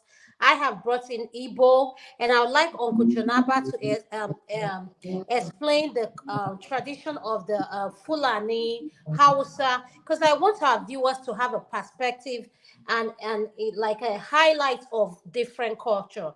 I represent the Igbo culture. And at this, I still believe I'm of the opinion of quote Adama, unquote. Yes. not that I'm cutting you short. I think Jonaba will speak more of his people, Idoma people, Benue. Okay, Maybe. sir. Okay, thank you, sir. I appreciate it, Kene. And I, when it comes to Igbo culture, all I'm saying is, please let us realize that this couple, yes, we have couple who are financially capable to do this thing, but at the same time, the caution I want to put in is not about how much you spend, though, or the millions and everything, because once everything is spent and done, that doesn't determine how long the marriage is going to last or the union. So let's be realistic and realize that this is someone you're going to start a future with. This is a caution for the women, because I believe that when a woman is getting married, men don't care about wedding tradition. They are coming to see the bride, not the man. They are coming to see the bride. So my caution to women is, please cut your coat according to your side. Don't do what Adama or Ekene, whatever. Be who you are and realize that you're going to start a future with this person. You're going to have kids, you have college, you have things that unforeseen circumstances that will show up. So let us be wise and reasonable when we make our demands, even if you both earn that money. I am a big believer on savings, and I don't believe in spending. This is just me, my own personal preference. Hey, anything we can do, I'm low key, I don't care. And I thank God I came from a family like that. My dad always say, Adama, what do you want? Is this what you want? No problem. So long as you signed off on it, that's what I'm going by. And I thank God for that. And at the end of the day, I'm not saying everybody should be like Adama, but realize that this person you're going to start a family with, you both are starting a future. You're going to have unforeseen circumstances that will show up. This is something, whatever your wedding would be, 1 day, 2 day, 3 days, that does not determine the level of happiness, longevity of your marriage. So let's be wise. I'm going to go to you, electricity. After that, Tokwe, I will come to you. I want you to give us a background on Igbo, on the Yoruba people. Then I'll go to Uncle Jonaba to give us a background on the Idoma people. Thank you. Electricity, you're next. Thank you. Thank you very much. I just want to maybe throw a spanner into the wheel. We're saying man of prestige hasn't paid the bride price of his wife. Fair enough. I recognize bride price. But does that mean he's not married? He's not seen as a married person? If that is the case, about uh, about other in the Western world wouldn't do bride price, and they do just the right, they go to court and they sign registry, they sign. Are we saying they are not married? Again, I repeat, I recognize the practice of bride price, but if I do not pay the bride price, does that mean I'm not married to the woman? And about those who don't practice that bride price, like I like balancing, balance. How do we balance tradition with modernity? Okay, so So, electricity, before you answer your own question, I want you to give an input on what we just said before throwing out the question. Thank you. okay, I mean, like I said, what everyone has said in terms of listen, I agree with it's always a position I don't like to be with Kenneth to agree with him, but I agree with him in the sense that if they refuse to give the girl belle, make see what they'll come do at the end of the day. But they come Pastor, carry and go. Pastor. Listen, let's be realistic here, please. We shouldn't make life difficult for human beings, all in the name of culture and traditions, because this our culture and tradition have created or caused hindrances to the development and growth of our children in the context of what we're doing. And some of these culture and traditions, it's high time we get rid of some of them because they're no longer good for purpose. So charging unnecessary amount, exorbitant amount of money in the name of marriage, we want the culture and tradition. No, I don't agree with that. Yes, let's practice what is good. Let's practice what at the end of the day, it will bring happiness, joy. And when those children look back, they will say yes. So that they are going to pass the same thing to to the next generation to come. But if it now becomes burdensome and they pass the same thing, oh, Your parents charge me so when I married you. So any person that comes to marry my daughter, I will charge the person so amount of money. Let's be fair with each other. Yeah, that's what we call fairness. So what we are passing on, like I said, I disagree with a lot of our traditions and culture. While I appreciate the ones that promote fairness across board. When people are struck, children want to start their life, they will not come and tax them unnecessarily in the name. Oh, that is the tradition. That's how they do it. Oh, you have to follow them and do it. Oh, follow what and do what? I don't understand. And it becomes burdensome unto us at the end of the day. Then you see the children will develop, or they'll say, listen, your parents, I don't want them in my house because this is how they treat me. It creates this sentiment, this, I'm looking for the right word to use. It creates this unpleasant environment over one day about the lifetime they are going to live. And the idea that some even go to the extent to borrow money to marry, it's ridiculous. Absolutely ridiculous. Okay, This is the reason. electricity. Can I Thank you. say something? Electricity. Can I say Right. something? Tokwe has a question. Tokwe, what was your question? No question. I don't. Apart from talking about the Yoruba. Yeah, you had a question for electricity. You kept saying pastor, so I heard you said Can I pastor. can I No, I can said I pastor when he was supporting giving person belle. If Electricity, can I interject a little bit? Can I Yes, sir. interject You a can little go bit? ahead. Yes, I'm not the moderator. Ask Okay, I permission. am Just give it moderating. permission. okay. So, Uncle Steph, you can go ahead. Yeah, Yes. I just want to, because I want to react quickly to what electricity said, and maybe it will guide all of us to make that distinction is important.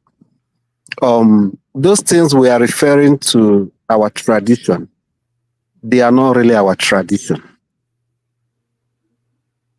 Those exorbitant lists that they give people that want to get married now, I think what should be talking about, how do we go back to what our tradition used to be? Those things are not really our tradition. I stand to be corrected. Because Adama, my can I my ask grand electric? my I'm grand sorry. I'm coming. My grandfather, Okay.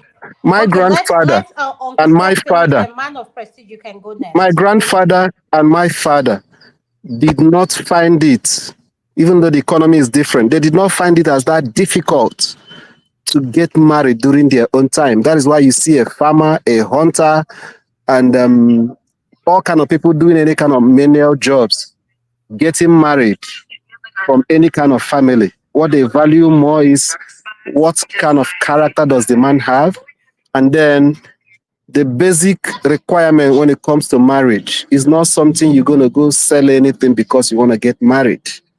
So what is obtainable today is not our tradition. So when we are saying that tradition is bad, or no, we should be talking about how do we go back to what our tradition used to be. So I just want to draw that emphasize on it. Thank you. Thank you, sir. Man of prestige, you're next. I'll give you 2 minutes. Go Um, ahead. okay. This is a question to electricity. For you to encompass to your narrative. So my question is this: I know you're from the south, and you have somehow a similar culture with the south to a certain degree. So, what is your do you pay bride price, and to what extent? If not, can you enumerate that so we can know the perspective you're speaking from? Thank you. Thank you so much. Uh, Ekene, do you have something to say before I give it to electricity to answer the question? No. Go All ahead. right, thank you. Electricity, could you please answer because I'm going to talk with next and all right. Thank you very much. Man of prestige. Regardless of my argument is irrespective of South South East West W West and East W and no, I whatever we don't think want you to call understand the it. question. Electricity, could you Okay, hold on? please make me to He understand the wants you to question. speak from your own cultural background. Could you tell us what it is like from your own culture, what it is, Yeah. and what it entails marrying a woman from your own cultural background? Marrying a woman from my own culture, from little I have seen, it's not that the ones I have seen, it's not that expensive or a great deal, but the individuals and the families, the individuals made it, either they made it a great deal or not. The few I have seen, they don't make it a big deal. I don't. They are not. They're not on the high price. From what I understand, the bride price paid is very minimal amount of money. Well, The they list now is do the long. party. Electricity. I have an Equerry friend. He Okay, was the list marriage will was always be long. ah. Okay, but you see, that's why I said I don't want to speak from, because this thing we are talking about, the lists are usually long, and in some process they negotiate with the list. Okay, the father gets this, the mother gets this, the family get this and this and this and this and that. Some of these people were not there when they were raising this child up, for crying out loud. Never contribute a dime into this person's life when their parents were raising it up. So why do we have to go? Why do we have to consider them and send some things to the village? The village people, they don't. Where were they when they were raising this? So, like I said, it's very difficult for me to say this is it in my own culture, because to be honest, I'm not really a culture person. I have to be honest with you. I love the respect aspect of it, where we respect elderly, but truth be told, I call the bluff off when we need to call the bluff off. That is just me. Okay. So I really will not say this in my own culture or tradition. Thank you. Thank you so much. Tokwe, you know what I have to say to you? Wọ́n ní pé olówó ń sọ̀rọ̀, tálíkà ní pé ó ní idea. So, Tokwe, over to you. You know what I mean. So explain in English. Thank you. That's Yoruba is deep now. You know, Majebota. That doesn't mean to. What I meant is that people who have money are talking, and someone who is poor said they have an idea. So that's Uh, what I meant. if why has the person idea not made him have money? That's the bottom line of it. A condition. So our Yoruba tradition is based on what I've heard from Kene and Mr. Steph. Our Yoruba tradition kind of aligns with the Igbo tradition when it comes to marriage, the introduction. There's a stage for everything and requirements for everything. Yes, we also have the list. Growing up, I knew certain requirements on the list was non-negotiable, like the 42 tubers of yam. I know on the traditional wedding day, they actually count those tubers and it has to be complete because that number is significant. I think they split it into, I'm not even sure whether it's 6 or 7 parts. And but nowadays with the economic situation and hardship in Nigeria, they don't go. People don't go by that list because, to be candid, that list is long. You get an envelope with money for a toddler. They have an envelope for a toddler. They have for the elders in the family. They have an envelope for the mother of the bride saying, agreeing to the union. They have an envelope that the father of the bride agrees to the union. They have envelopes requiring money for all sorts with those unending lists. Like I said, it's our culture is similar to the requirements of the Igbo culture, but with what we found ourselves in Nigeria now, people just try and cut their clothes according to their clothes. In my family, my parents didn't take bride price. It's a requirement, as I said, with our tradition. But my parents just said, well, they personally take it that they are not selling their daughters, and we are from a royal family, and we can't be bought. So my parents rejected the bride price.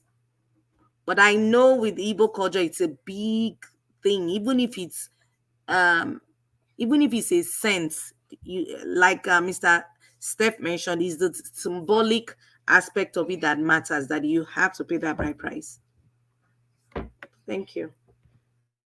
So, Tokwe, So if you were to marry an Igbo man married from Yoruba culture, marrying into Yoruba, and a lot of Yoruba men too love Igbo women. So let's say it's the way it is. Yeah. So do they still maintain the same thing, or okay? Let's use Chioma and Davido's for example. I had a problem personally why Davido did not go to To the Chioma's village. village to do the traditional thing. If it was my father would have insisted. He doesn't care who you are. You will go to his umuna.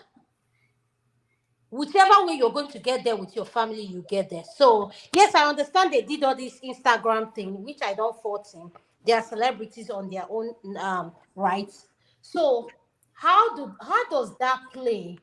And when you see this intermarriage happening between Yoruba and Igbo, what can you say? Are Igbo women from the Yoruba? I want you to speak as a Yoruba woman.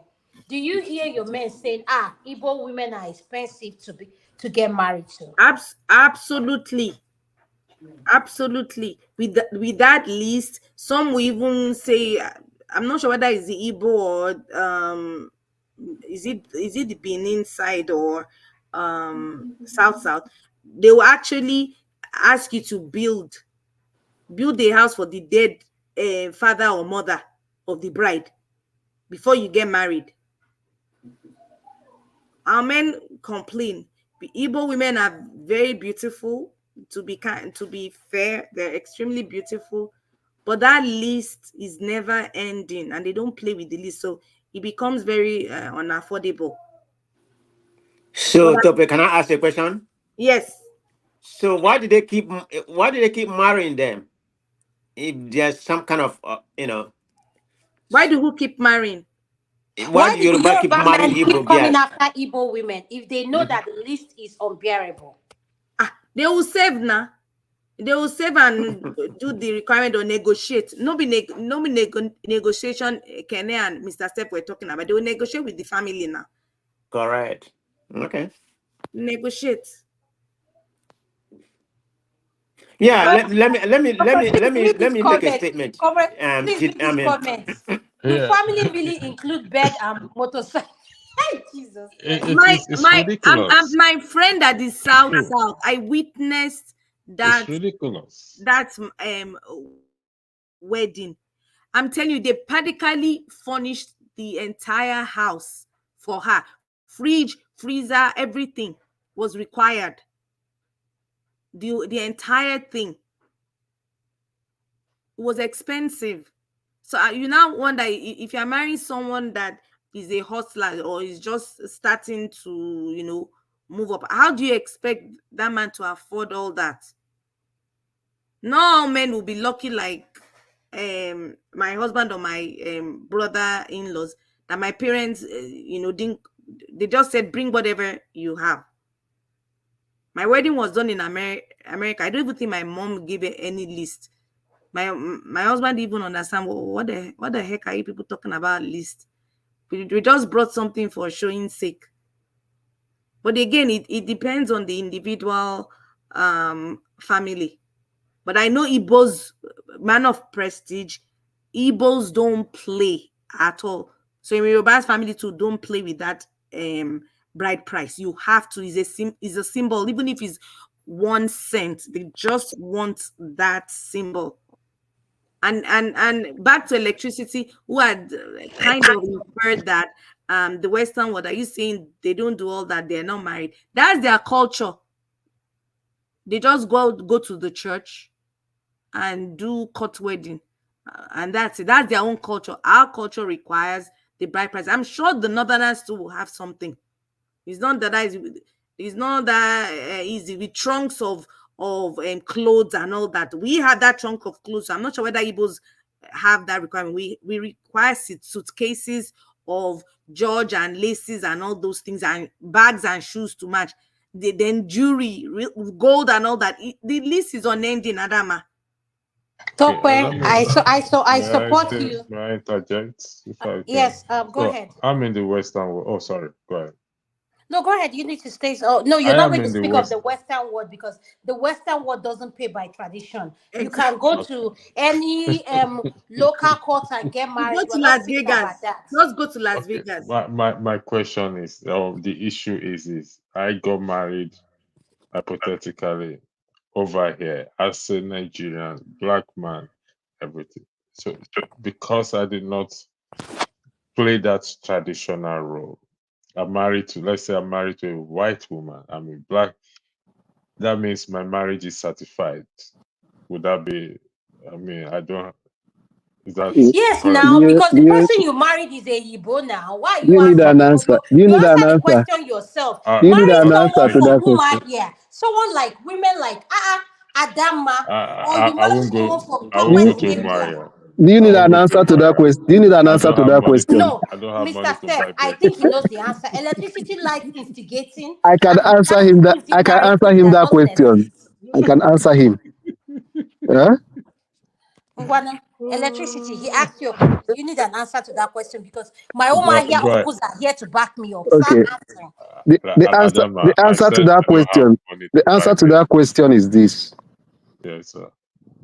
If you are in the eyes of Christianity, it's not my own position.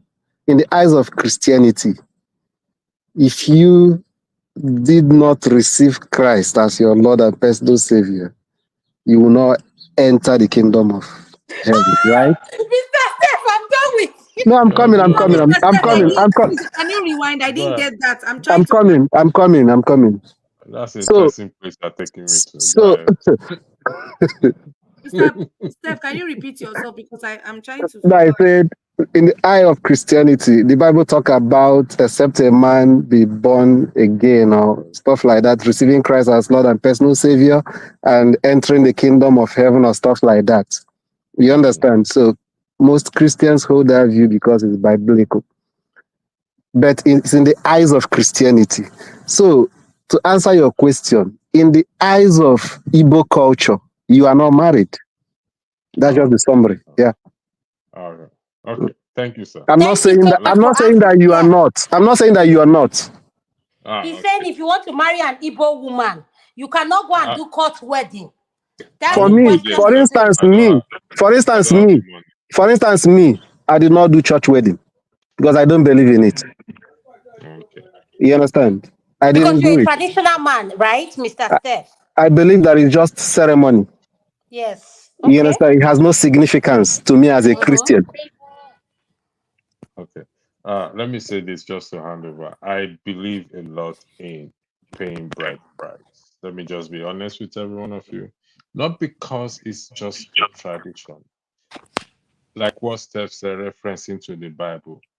Bride price was paid in the Bible. That is the practice there. So I believe it.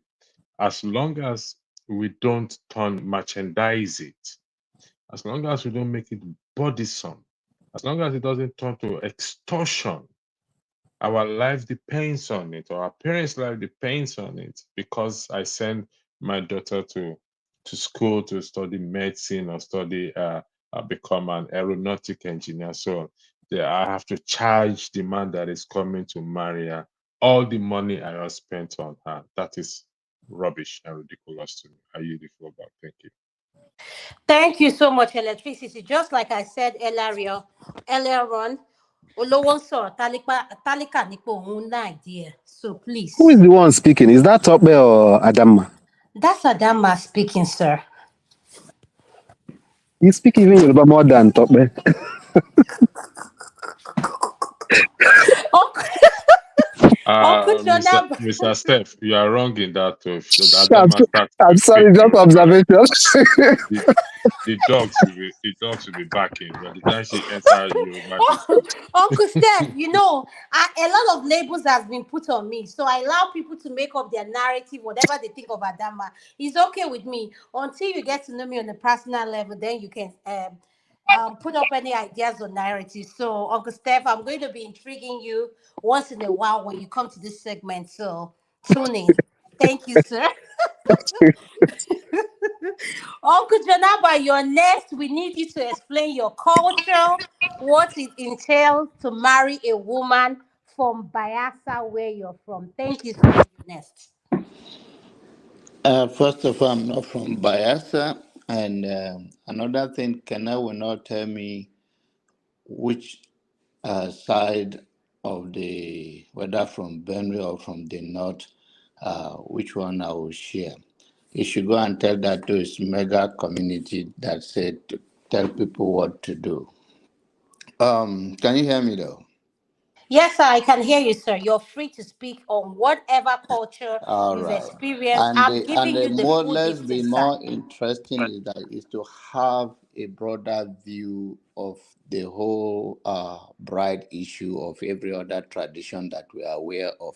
For instance, I married a Yoruba lady from Ibadan. I can speak about it because I paid and I went through it. So there's nothing wrong if I share my experience, and that should fill that gap, part of it. And also, the Fulanis Hey, traditionally. I'm sorry, guys. I have to go. Okay, I done my nice greeting to everybody.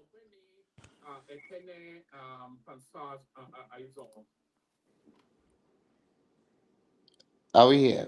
Yes, a man of prestige. Thank you, sir. Go ahead, sir. Yes. The Fulani traditionally don't pay bride price, they receive laches. So they receive a dozen of latches, but they have reformed it now. And saying, I think the most interesting part of this topic is that is this excess of this tradition? Are they abusing it? I hear Steph says that traditionally it doesn't supposed to cost that much in Igbo land.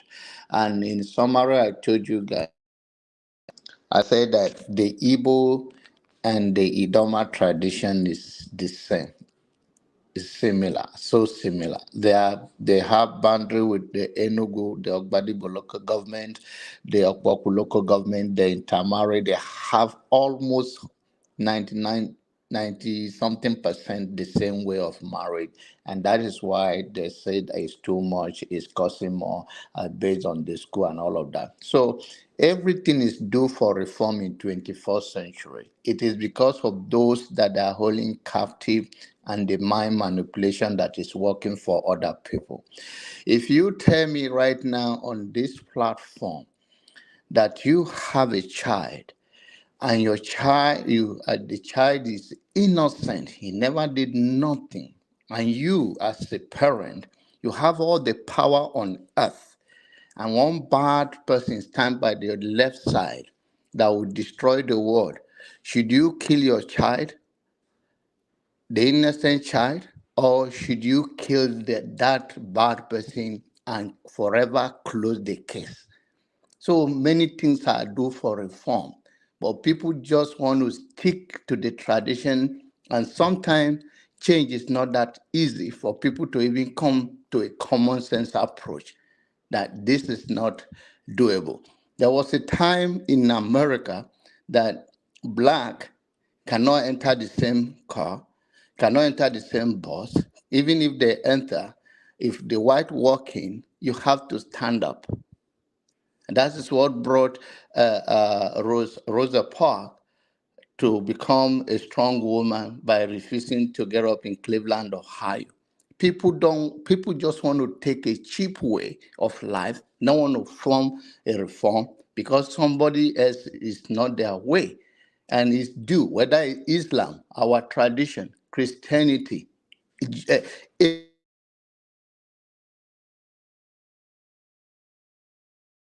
Uncle Janob, I think we're losing you. Can you guys hear Yeah, him? I can't hear him. internet hunging no, because no, no. Internet do not do me anything. I'm using my Kenneth phone, and so Wokwenike. I'm too Hey, big for Jesus, internet man. to do that to me, and too big for that. Mega can be quiet when I'm talking, please. so,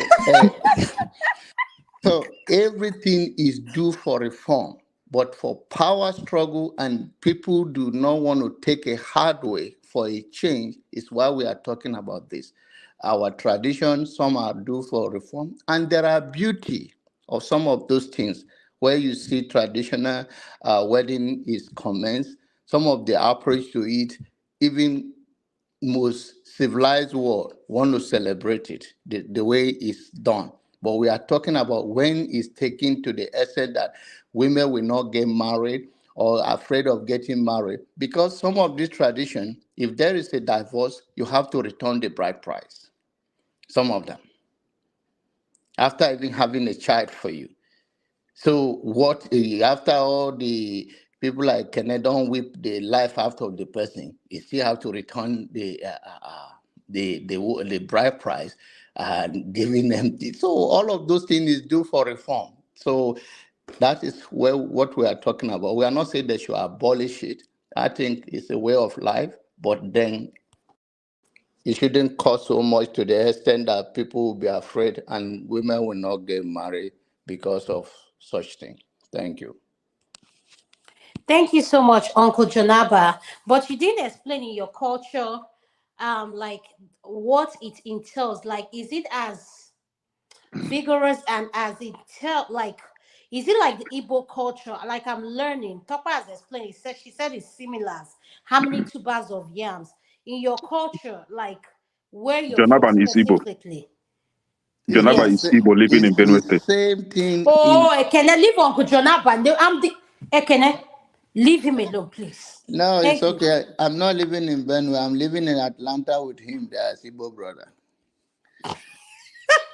So, Uncle Jonathan, I want to know. So, is your culture as Is intense as the Igbo culture? I don't want to Yeah, use that. it's I mean, the thing is similar, and I told you it's like 99 point something percent, and that is why the chair of Idomaland called after so many cry that these people are taking it. But then some family, like I said, in my family, we don't do that. We make sure our in-law understand our priority is for him to take care of our daughter. And so, but then in general, it's just exactly as Igbo tradition. If that one make a can feel better that I'm Igbo, I love Igbo people. Anyway, I don't have a problem. It's only MAGA people that think somebody else have to be bull. Jonaba, which one is MAGA, please? Make America. Donald Trump followers. Okay, okay, okay, Make okay. America Okay, great. the MAGA version of Igbo people, right? Make Yes, Igbo great again. yes. That should be MIGA.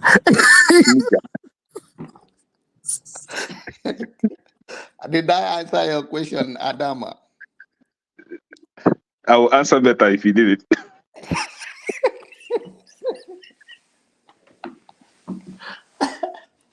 Oh my goodness. I think Adama and Tukwe is They're having a meeting. they're having a meeting. And what But about seriously, Jonaba, electricity? you know, Mm, in your place, yes, I agree with you. Almost 99% similar to those part of Enugu Igbos, yes, you know. yes, But yes. and it didn't only stop at that. Even the market days, like how we have four market days in Igbo land, yeah, Ukwo, and for all that. yeah. Yeah, yeah, So yeah. and that typically entails how you know how Yes. Igbo-ness you guys are. But the truth here is that yes, in Fulani traditional marriage, they have we have the Kagoro. I don't know if you know the Kagoro Fulani tribe. Those ones, payment of bride price is optional. They Mm-hmm. waive it. You can only show how manly you are by bringing out your chest, you know, to be Exactly, flogged, you know. exactly. Mm-hmm. So, but other Fulani tribes, like especially those from the descendants from Burkina Faso and all that, you have Mm. to pay the bride price. Actually, they don't even consider it bride price. They say bride wealth. So you have to show how wealthy you are by paying the bride Exchange of wealth cow. with Yeah, cattle. Yes, cattle. Yes, yes. yes.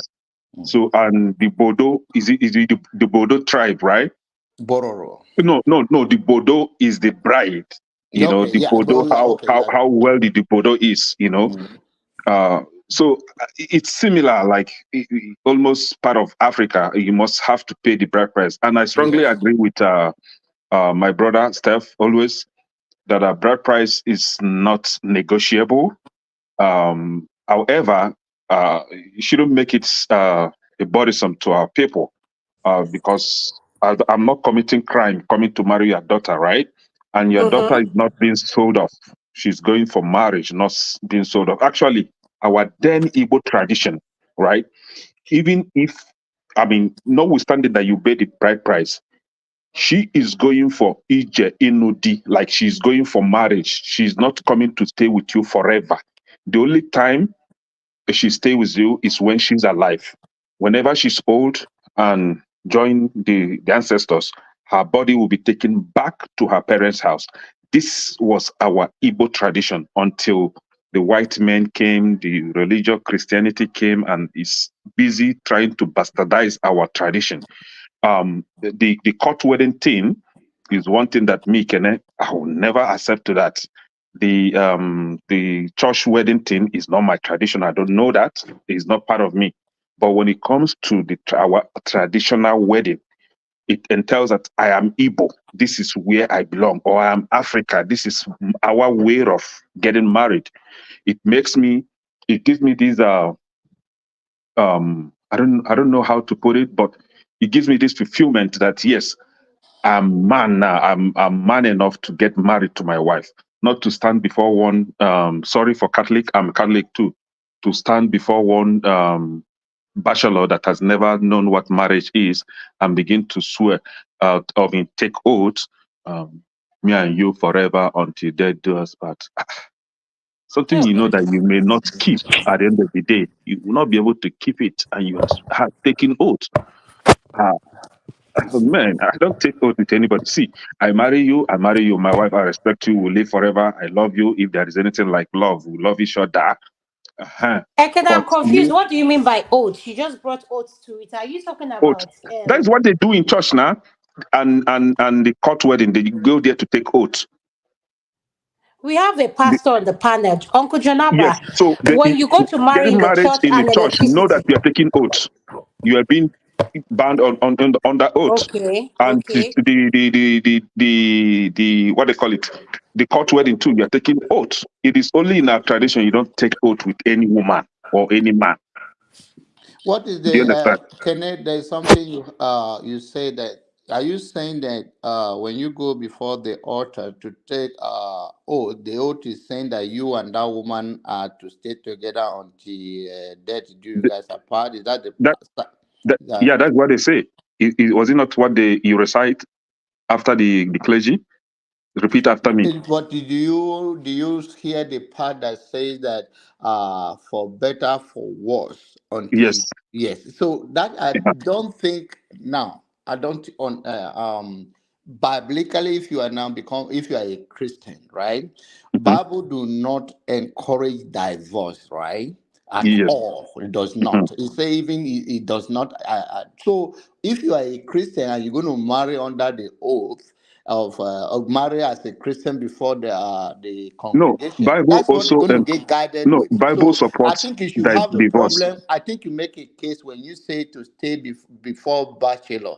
That I'm talking about a man that have no impact. There's what is called force of impartation, which means what you don't have and you just talk about it, it has no impact because you do Exactly. not have it. So like those people that don't do love offering in the special way that we do, so they don't have any experience and they don't, I think, too, in as much I think you are very biased, this is the only case that I can follow you with today, that I think those people who don't have that experience should not be joining people together, because that is another error, that marriage will not last because that person does not have one. Yes. So I think we are speaking the same thing. Yeah. But when it comes to Christianity as well, Christianity supports divorce based on one reason, which I don't want to mention here because my kids are around. But I think the Bible encourages divorce based on waka about.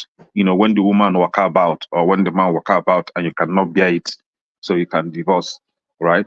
But knowing that when you divorce, you don't get married to another man because according to the same Bible, you are committing adultery.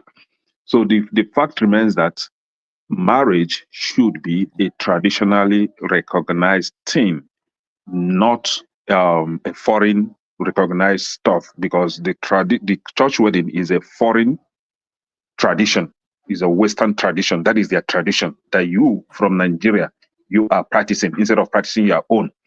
The court wedding is for the slaves, actually. That is what they meant for the slaves. It's not for human beings like us, the freeborns like us. It's for those that I don't even know. See, yes, we are in a country, Western country, where you are required to present a court wedding thing, but actually, you can actually present.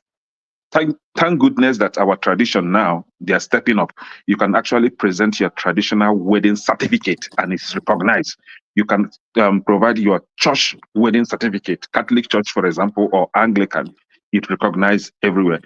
You must not But necessarily go now to the you're court. confusing our audience. You are the same person that say you don't believe in church, but you said, thank God you can present that anywhere. For So, Christians. And see, whenever I'm speaking, I'm not speaking for myself alone. I'm speaking for those that are actually have different opinion or different belief with me. So I'm speaking for the Christians. I'm speaking for the traditional worshippers. I'm speaking for.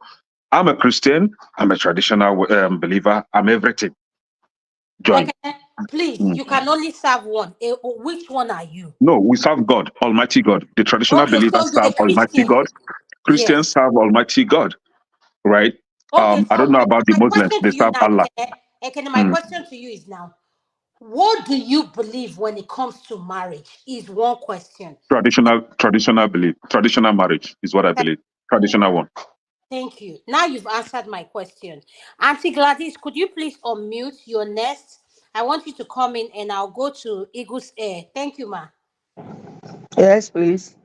Yes, we are talking about traditional. How can we improve this culture of Ibanku, and what can we do differently? Because this generation that are coming up, I don't think they have time for all these things that we are doing, all this Gen Z. That's just my own personal opinion, ma. Thank you, ma. I've seen cases where the people do not need to be physically on ground to have their traditional wedding done. Most people have asked their family members, possibly some people staying abroad and maybe they're very busy and they cannot go. They arranged with their people back home to get the Ibanku sorted out because it's a lot of money. We are trying to marry a girl from Cameroon. We're going to Cameroon this December from California. If I tell you how much it's going to cost, this is a Cameroonian girl, not an Igbo girl. And the parents insisted that they must go back home where she's from to marry her. Her mom, her siblings, named them, they're all here in America, but they're insisting that we must go to Cameroon. So it's not only the Igbos. Why the Igbos insist in doing that is that they really want to make sure that the proper things are done. Because I know in some cases where, if you like, married women have children, a time comes when they come around and tell you that you didn't do this, you didn't do that, the kids are not for you. I've seen cases like that where they start to drag children and they will tell you that the children still belong to the woman because you've not done anything on her head. I have an auntie, after how many kids? The man is from Onitsha. They told him, these kids, oh, one is a military officer, this is this. They are not your children, except you come and do the rightful thing that you're supposed to do in the village. The man had to go and do it. And shortly, not too long after that, the man passed on. So it depends on families. If they have the money to go home to go and have them Igba or something, they are free to go to do it.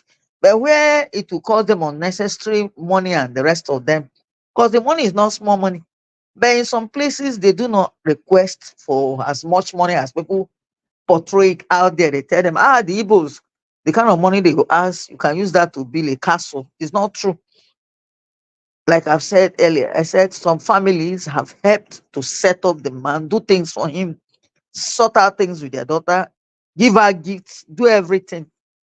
So I will still say that it depends on where one is coming from and what you believe in. That's just my suggestion. Thank you so much. Thank you, ma. I really appreciate your input. Eagles Air, could you please unmute your nest, sir? Thank you, sir. Eagles Air, are you there?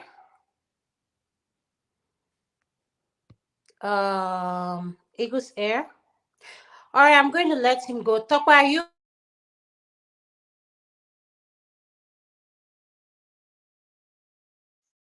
You're muted, Adama. Oh, I'm sorry. Tokwa is not there. I'm going to go to your electricity and I'm going to throw a spanner on it.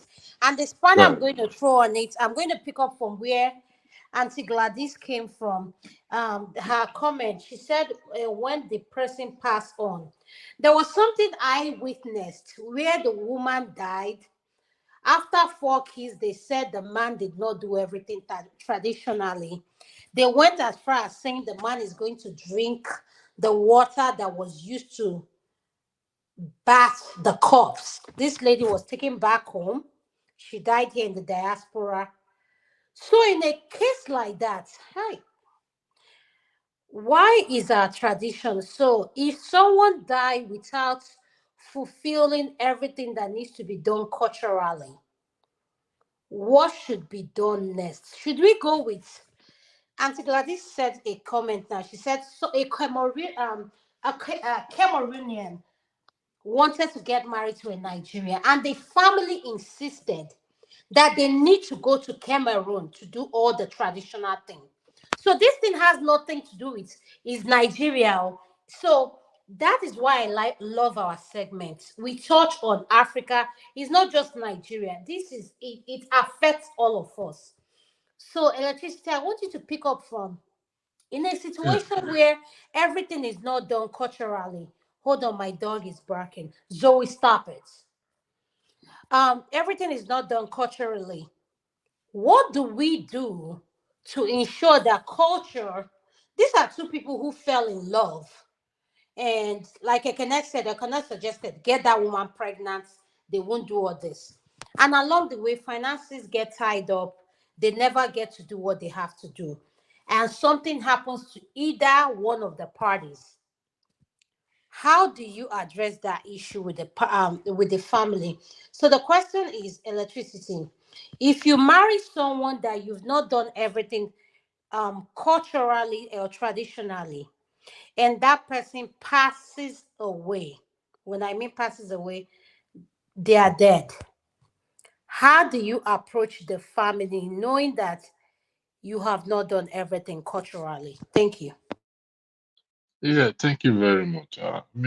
That's an important question. I mean, it to them it's going to be a different ball game because the individual is now dead. So, would they allow the same process if the person was alive?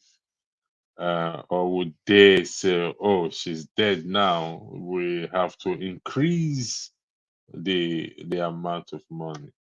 I mean, at that point, to me, the ones I've heard and see, it's like holding the man to ransom. You have to do this. They seems to take away that empathy for a person who has lost his wife, and rather than to sympathize and say, "Oh, listen, this person just lost his wife or has lost his wife. Is our tradition or the bride price that more important? Will it bring this lady back?" You see, these are some of the things we need to address, like what John Abba said as well, to that there needs a big reform. The person died, and so why make it so difficult? Yes, take the bride price only. Don't start making that unnecessary demand that, oh, he has to buy this, he has to build this because they didn't do this bride price before she died.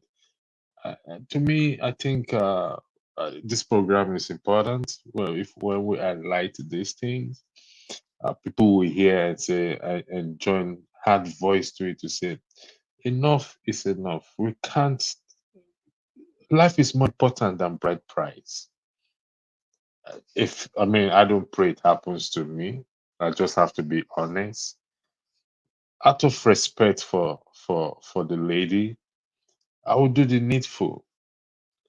But would I consider that family as a good family? The answer will be no, because this is my lowest form, and you are taxing me unnecessarily.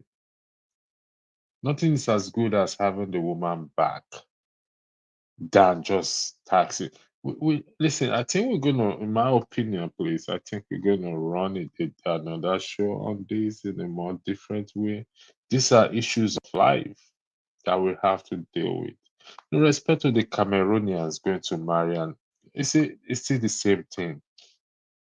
It's all a show off.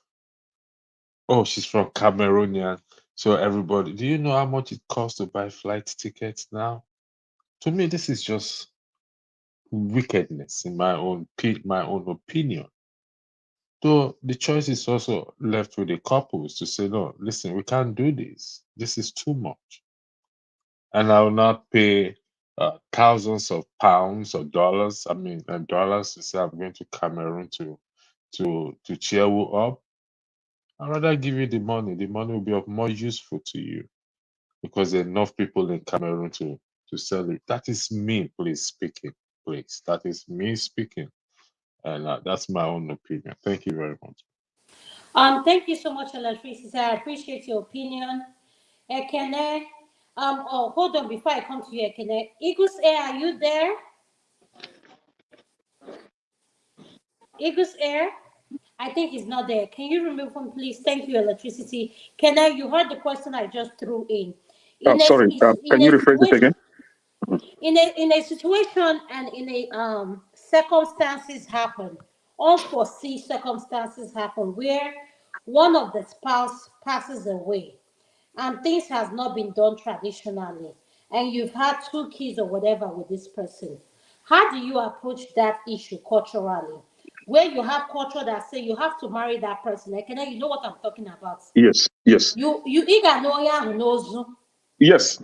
So I That is want you that to is address that part. Thank yes. you. That is what the tradition stated, right? Um, if you, as the man, as the husband, maybe not because of any fault of yours, maybe the family tormented you when you was coming to marry their daughter, or when you were coming to marry their daughter, and maybe you revolted and say, you know what, just like pastor is saying that you must not do that, and unfortunately, the woman died. The same tradition will hold you. You must marry her while she's in casket.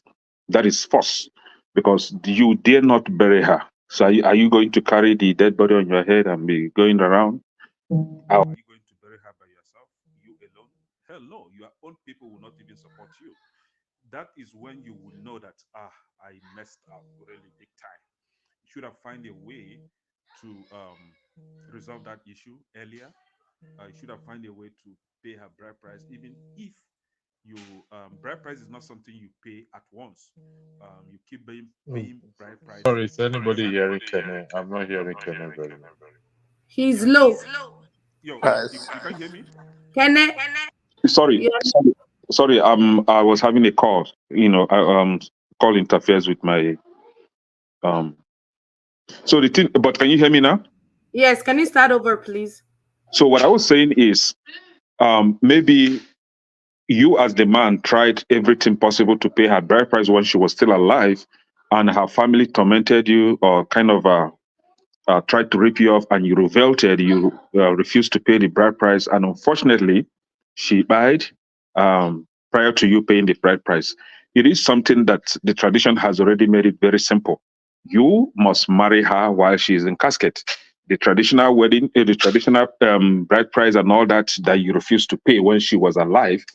This time you must do it when while she's in the casket, because um, you can't bury her by yourself. Your own people will not even support you to go ahead and bury her without Kenneth, one paying her minute, bride please. price. Go ahead. 1 minute, please, Kenneth. So, in this scenario, will the family of the deceased, the lady, would they have it in their head that their daughter was married at that point? No, If you ask the guy to marry the corpse, no. so it should See, be declared as married. no. At that point, when the bride price was paid while she was dead, right? Yes. Yes.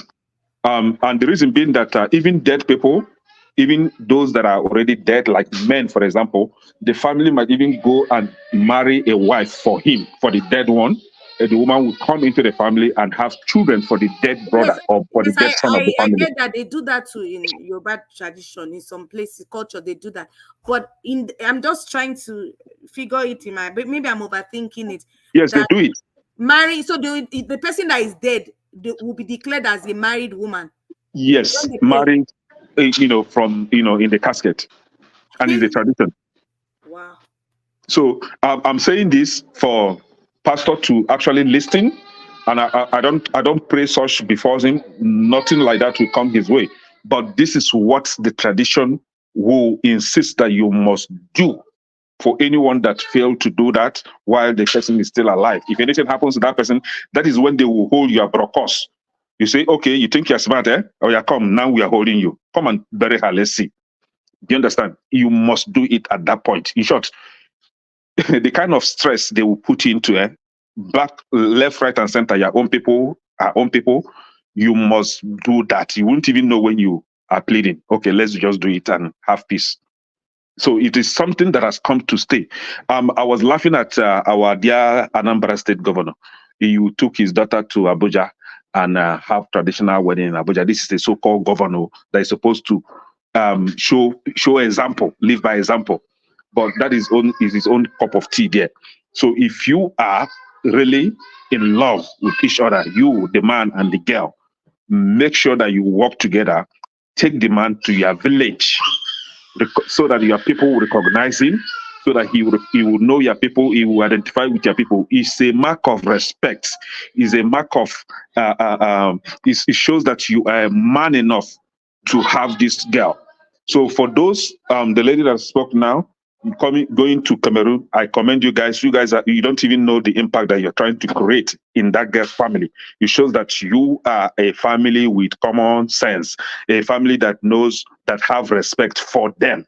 And in return, you see the massive respect they're going to give you.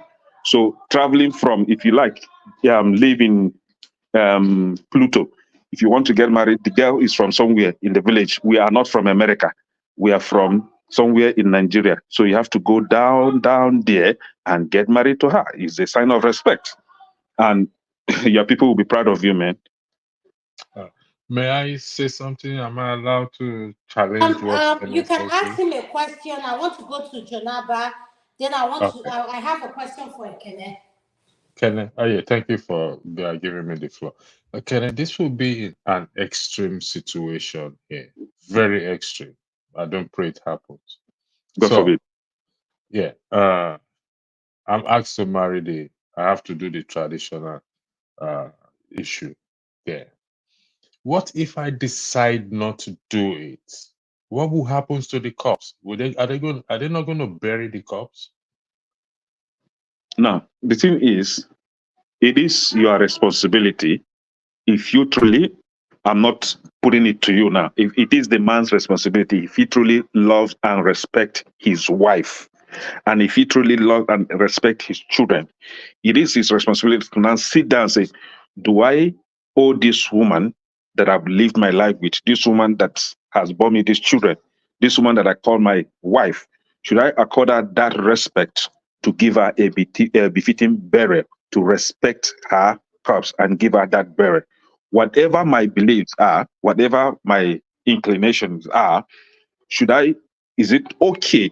I mean, is it acceptable for me to put this aside and just give her that respect and give her that burial, that she deserves? So if it's something that you cannot do, you think you think that because of your beliefs or because of pride or whatever, that her corpse will stay on ground and get rotting and not rest and not get buried, that is their business. Then is their business, because the Okay. wife, she's part of you already. At least you have children together, all right? On the other hand, you know what? At extreme circumstances, this is what the family may end up doing. They will take the corpse of their daughter and bury her. You see those children, they will pack all those children. They don't belong to you. those children are not yours. They don't belong to you. They will take the children. After all, you didn't pay, and they will take you to. If you go to court, they're going to use customary law to win the case against you. What kind You of end up court? not having children. What kind Pardon of me? court? Hmm? I'm taking back. And then what It kind of doesn't. court? The Are man you will the just carry his property? children. Which The children? man will just carry his children and ignore all that You story that know, you're saying. okay. Saying that the children belong to the deceased. Ah, Kenneth, tradition is I something. want to No? talk about, not to interrupt you. I will let you answer. What Ekene does say does exist. I That's agree. nothing to. No, Yes. I agree with him that is saying what obtains right now. Yes, but I'm being factual too.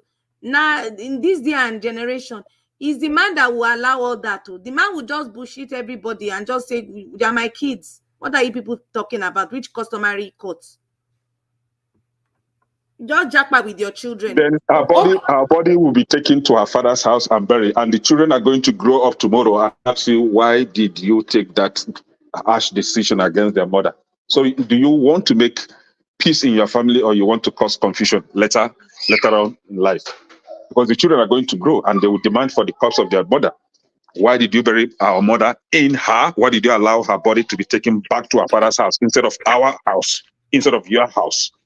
So it's something, there are a lot of things you have to put into consideration, because you may do it as now thing, it's not a problem for now, but you don't know what it will turn out to tomorrow. I And don't I want to quite agree overflow. with you in some of the things you said, and then I disagree. Uncle Janaba, I want you to speak next. Then I have a question for Ekene. Uncle Janaba, go ahead.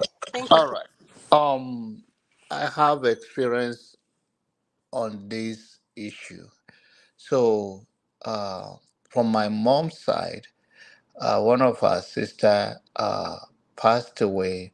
Uh, she has at least five kids with this young man, and they say that he has not paid the bride price, and suddenly this young lady passed on, and the traditionally in the Doma culture, the body has to be returned to their father's place.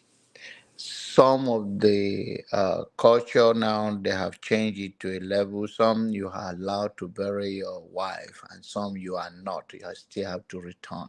In this case, they have to return her body, and then the people say, "Okay, we are not going to take the body," and then I intervene that this has happened. This deceased young lady, uh, she's not here, and they should just take the body, and everybody should learn from it.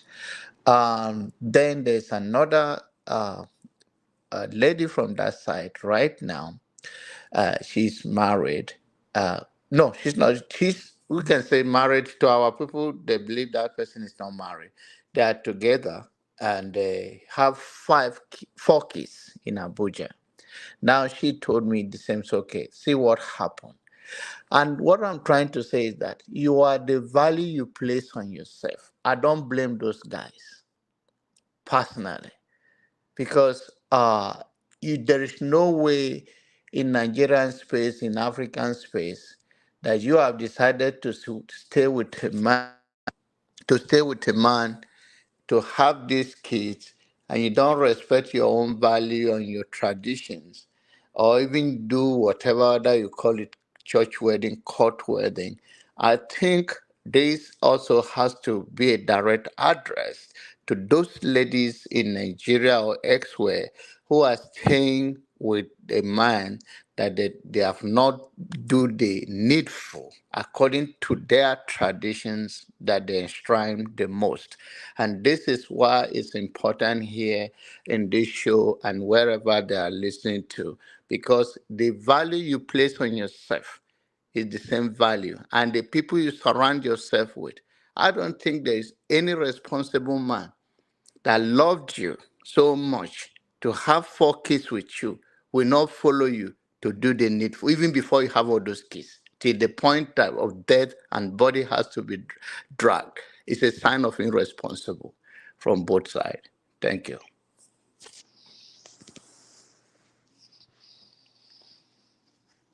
Hello? Adama. Can you guys hear me? Yes, John Abba. Yes, that's my summary. I think both party involved in this dragging issue until the woman passed away without doing the needful according to their traditions is a sign of irresponsible, and that both of them, both the man and the woman. And I think that is the reason why we are saying here, as we consign of those people that our children get married to, is one of those things that you cannot just be hanging around without respecting. The other one, the more. Thank you. Thank Yes. you. All right. Uncle Janaba, you just said it all. I want Ekene to answer this. Ekene, you said something in regards to tradition. And I heard everything Uncle Janaba said, even though I stepped out for a little bit. Ekene, this is my question to all of us on the platform. We all live in the diaspora and we have kids. If I use myself an example, not anyone else. My daughter ends up being with someone or a man who is an African American from here. Why is it that we put this thing on our women about culture, tradition? I respect Igbo culture, whatever culture, wherever you're from. That is who we are. That is our identity. You don't know if you like it, but in order for you to be in our surrounding, you or mingle with us, you have to respect who we are. You don't necessarily have to like or believe in what we believe in. That is just my own opinion and perspective on life. So Ekene said something about, oh, if a woman dies, the man has to do this and do that. Now I want to put this thing to Ekene. If you marry an African American here, and I'm going to use the American as an example, where we have women who love our men, Nigerian men to be precise. They don't care where you come from. They have kids with you. Vice versa. We have our men who like American women. And I'm of the opinion we need to stop using this word. And I know Uncle Jonaba, we've had this communication on the word akata. Until you know what that word akata means, please do not go to anywhere publicly and start using that word anyhow you want. Before you open your words and before you open your mouth and use those words, think about your children that you just gave birth to in the diaspora. I am using my children as an example. These are kids who have been to Nigeria how many times? And they still don't understand Nigerian culture. To be careful what we require of people, and we know we cannot give the same thing back in return. In a society where we say, oh, to whom much is expected, much is given. Ekene, from your expression of culture and every one of us that spoke, Ekene, I love you as a brother because you always support us, Uncle Jonaba, and Pastor Andrew, Auntie Gladys, Tokwe. This question is put out to us. We all have kids here in the diaspora. Yeah, hello? So, yes, can you hear me? We all have kids here in the diaspora. So when we use the word, I can't, I'm hearing someone speaking. I'm sorry, is it me? It's Kenneth, but he's muted. I've muted him. Okay, thank you. We all have kids here in the diaspora. When we say something about culture, this, we get married to African American, or not just married. Let me not use the word marriage. We get into a relationship, and this person has a child for us. And you're a traditional man, you're a cultured man. God forbid something happened to you. This is my own personal story. It happened to my uncle. He had 2 kids with this woman, and she's one of the best thing that happened to my uncle. When my uncle died, when my uncle went back home to get married, to a woman who is from Igbo culture, from our place, everything. His wife that he married could not do half of the things this woman did for him. So, permit me to speak on my own emotions and understanding when I say things. We need to be careful how we word and say things. It's not just about us, it's about our listeners, our kids, everybody. So for those people that will come up and say, oh, we have people in Nigeria who are biracial. No, I'm speaking for Adama. Whatever your belief is, I want to listen to you and I'll learn from you. I'm just saying, just listen to my story. The point I'm trying to make is here. We hook up with women who are African Americans, Caucasian women, they have kids for our men, vice versa. So if anything happened to those men or women, these people step up. They want to do everything in their power to make sure this person's corpse gets home to their family. We don't see anything called traditional play a part. All I have seen from my personal experience that happened with my uncle, this woman flew in with my uncle's cup, arrived before we did with my uncle's cup. His own personal wife couldn't show up. The point I'm trying to make is be careful how you point those fingers. At the end of the day, yes, we are people who believe in culture, tradition, but at the same time, I said one thing. We'll use the word openly. Akata, akata, akata. Please, what are your children? Your children can't speak Igbo. They can't speak Yoruba. Your biracial kids cannot understand. They are not more put together than me, Adama. But you come on the platform for the fact you say, Adama, I have an accent. I can speak. You say, Adama is, she's so Americanized. The point I'm trying to make here, let us be guided in the way we use our language. I realize that words do have meaning. Words do weigh heavily, not just on us. We are representing our children here in the diaspora. My daughter went to Singapore, Hong Kong, China, and Bali. She went there for 1 month. 6 weeks with her 4 friends. 2 of them are Asians. And I'll tell you one thing about these 2 girls that have been in my daughter's life. They're one of the best things that happened to my daughters. I don't look at them as my daughter's friend. They are my children. And her parents take my daughter, who's an African American, like her own, their own children. I kind of frown on, this person is a kata, this person is that. The caution I'm trying to put out here for us, Ekene, when we use the word culture, tradition, this thing, yes, it's our culture and our tradition. We need to embrace it. We don't need to frown on it, but we need to keep an open mind. Our culture is what it is, but it needs some editing. Let me use the English language. There's some edits that needs to be done to it. Because you know why I say that? Now it has to do with my children. My own children, I know, do not look at life the way I look at life. I, as their mom, don't even look at life the way my parents looked at life. But one thing I have been grateful for is how my mom raised me and raised my sibling. I'm the only daughter of 4 boys. People don't know. My brothers listen to this segment every week I come on. My own biological brothers. Because they know who I am. They support me, they push me.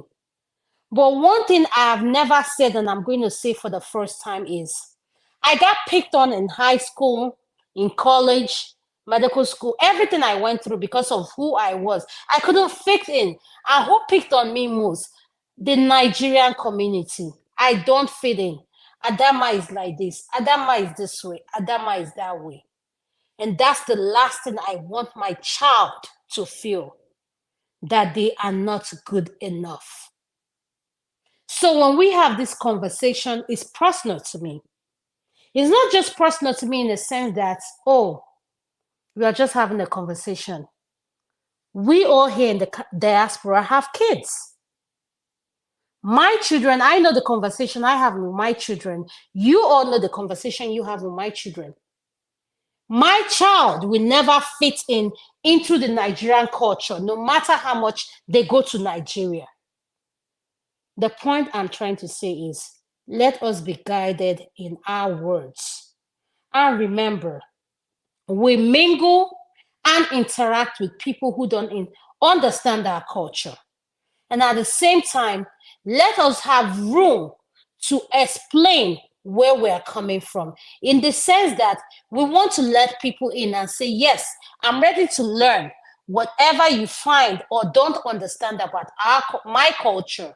I can teach you because I understand where you're coming from.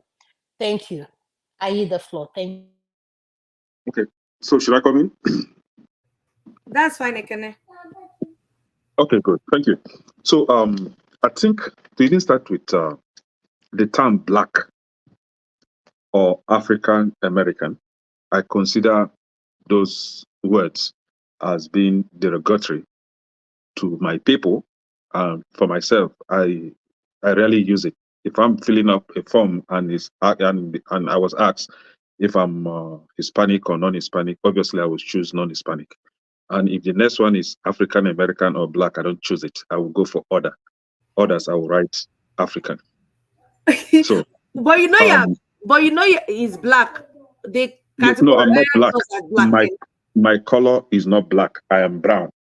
And for the fact that we don't have the word Western American, like those from the Western, from European Americans. If you don't have European Americans and they are called Caucasian, you don't call me Black America or you don't call me African America. So now, if I am married to a fellow brown lady that her parents are of this origin, I mean American origin, she's from America, right? I will go by their tradition, their own. You see, you as a man, if you are getting married to a lady, you don't go by your own tradition. You go by the lady's tradition. So if she is my color from this place, her parents are from this place, I will go by their tradition. Very simple and straightforward. But if I'm getting married to somebody of my color and she is from our place, her parents are from our place, and her parents demand that I have to go to her place, to their place, I have to go to their place. And whose tradition am I going to respect? Whose marriage right am I going to respect? My wife's people's marriage right, not my own. My people will only accompany me for the marriage. Our tradition doesn't play a role there, right? So if anything happens through the marriage or after the marriage, again, and if it concerns the lady, it is their own people's tradition, not my tradition. But if it concerns me, it is my tradition now. So for the lady that you started an example with, obviously the man is from Nigeria. And maybe when he was alive, he has verbally requested that if anything happens to him, he should be taken back home. And that is why the people that loves him, the people in his life, must do everything possible to take him home. That I respect that lady. I respect her for stepping up and doing the right thing.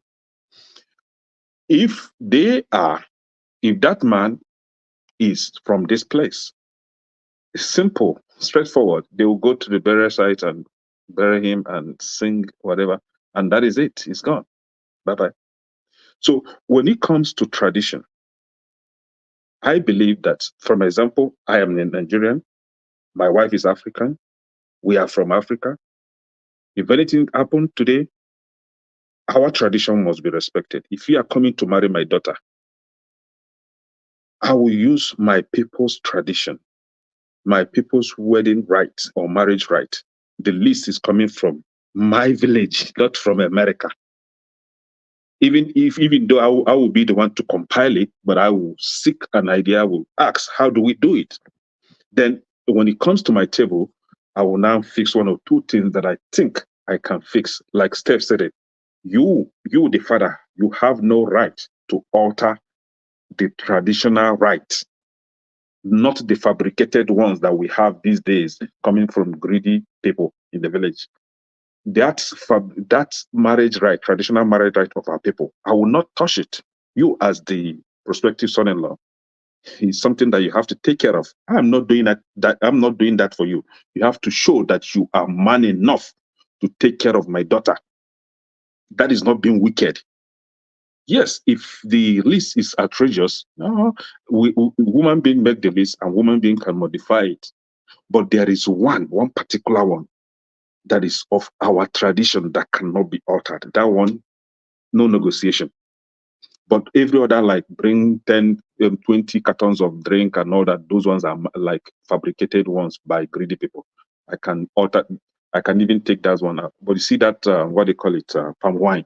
You must go and find that palm wine. You must put that palm wine in the cup and give to your husband. That must be done. Nobody is going to use red wine. That is not our tradition. Our tradition, it says stated palm wine from palm tree, not bottle wine. That is omenenu. What we are doing is omenana, not omenenu. So my tradition will be followed for you to marry my daughter. No negotiation. I am not from this place. I am from Igbo land. So Igbo tradition must be respected, not American tradition. You, as my daughter, you are not American.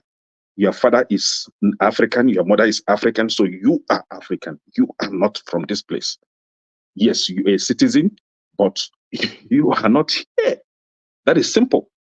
Our tradition must be respected, not American tradition.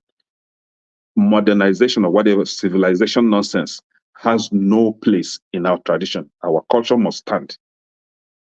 Modernization, westernization, civilization, whatever, should stay in their own side, on their side. Our tradition is on our own side. Everybody should respect the other. We can't encroach in theirs and they should not encroach in ours.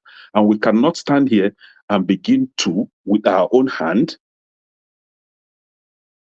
put our tradition and culture into extinct. We shouldn't be doing that. We should be encouraging ourselves to revive those dying tradition and cultures that are good. There are bad ones, we can discard those ones, but the good ones, like, do you know what it means? Your daughter is getting married or your son is getting married and your tradition is being respected. That is a big honor. We shouldn't let that die, even if it is the only thing that we can uphold in our tradition, in our culture. Please, let's keep to that. The Western people should be doing their own Western style of tradition. We should be proud to do our own, anywhere, anytime. So if you are a white guy and you're coming to marry my daughter, that her father and her mother are Africans, you have to come to my village and do the traditional wedding. Me and you are not going to sit in America to do traditional wedding. I am not that stupid. We must go to my village and do it. That is what it is. But I might come up tomorrow and change my mind. I say, no problem, let's do it in America. I'm trying to save you costs, and that is up to me. But as it is today, from what I know today, oh yeah, we must you come to the village. I will go there and wait for you guys safe. And for your arrival, I will send people that will come and escort you and show you the road. Thank you. Thank you so much, Thank you. Ekene. Ekene, thank you. That's what I love that Thank is you. so unique about this segment. We all have an opinion, and everybody's opinion is respected, despite how we view it and everything. And I just want to tell you, I respect your opinion, and thank you so much. Uncle Jonaba, you're next. Could you please unmute, sir? Thank you, sir. Okay, which one are we talking about? We just talked about how the culture not just affect us. Uncle Jonaba, this is something I want you to talk on, which is something I had a conversation with you, and sorry for letting it out. It has to do with the word akata. Could you please highlight that word? For us that have children in the diaspora, we think our children are something Maybe, or maybe it's just me thinking. At the end of the day, if you like, put any spin you like on it. And that man knows the children she gave birth to. And at the end of the day, I deal with reality. I don't deal with friction. I deal with what is in front of me. So you can think whatever you think. What works Oh, for my household will not work for your household. So that's what I want to deal with. The word akata. And why is it that when our culture does not suit, like I said, for someone like my uncle who was with a woman that was not an American, but when my uncle passed away, she did everything in her power. My uncle was buried in Nigeria. That was his last wish. So, how do we include our culture and at the same time have room for editing things that doesn't sit well with our culture? Thank you, sir. all right. By the way, the word akata, um, I completely do not want anyone nor call anybody that name, knowing the meaning of what it mean to call akata. The meaning of akata, I don't want to call anybody. Uh, Sometimes mistakenly, such word proceed out of someone's mouth, but not intentional. But the meaning is degrading, so I don't like to use it. And come to uh, our children here, they are no different. They are also a cat. Can you hear me? Yes, I can hear you quite Yes, well. we Thank you, can. Can sir. you I still can hear hear me? you. Yes, we can hear you. Okay. So I believe that they are a kata as well, if you want to say that, because they are born here. This is the environment where they were born, and this is the culture. Uh, we and them are not born in the same place. Just like Kenneth said, uh, uh, that is his belief, that is his tradition. When a man is coming to your house to marry your daughter, that man has to follow your tradition or your culture, as it may be, and vice versa. When you are going to marry someone's daughter, you follow them to that place. And I think we all have the obligation in this society to respect, especially the African American that we met here. I always go deeper. Uh, there's a place, a ghetto in downtown Dallas, close to downtown Dallas, and they call it Oak Cliff. And when you go there, you see that 5 years uh, kids that's supposed to know nothing than go to school, uh, carrying gun, sitting on the hallway. I witnessed this. You see how people are stuck, and you see the damage done to them. And for other people to come here and call that name a kata, which means literally mean wild animal. So I don't, and now our children, if to say that, okay, oh, our children were from Nigeria or any part of the African, or that our children are not in the same bracket, it's not true. But then I also recognize that every home is different, unique in their own way, and the value that people are raising their children matters. And of course, my children don't even know what the word Akata, because it's not what we use here. So, except they're close to me now and hear me saying that, but they don't even use it. They don't know what it is because we don't use it in my home. So, it's important that love, genuine love, and commitment. And when someone want to be in your life, they are ready to go out of their way. It's not necessarily they are trying to please you, but they are trying to work with you, embrace you, and grafted into your culture and value. And it's supposed to be vice versa. I don't think anyone should see themselves more special than the other. I think everybody have to, even though sometimes the value you place on people, they don't place that on you or on themselves. It's none of your business. The most important thing, you are not in control of what somebody else is doing. You can only account and responsible for what you do. So I believe that we should respect ourselves and respect others and place the same value, even sometimes we don't get it back, but that is who you are. But in summary of it all is that I don't think love, genuine love and commitment to humanity has no color nor tradition attached to it. Thank you. Thank you so much, Uncle Jonaba. I relate with what you can say. And for the people saying Adama is making this personal, I'm just speaking from my own perspective. You don't need to like it, like I said. Adama speak for herself, so you don't need to relate or understand what I'm saying. And all I like is what Uncle Jonaba said. Love doesn't, if you know the definite and the meaning of love, before you open your mouth and define it, you evaluate yourself as a person before you speak. And that's why we wonder why Africa is where it is the way it is. Look at yourself. You start from your own self. You evaluate yourself before you speak out. Auntie Gladys, you're next. Thank you so much, ma. Can you please unmute? Auntie Gladys, are you there? If you're not there, I'll go to Mr. Triumph.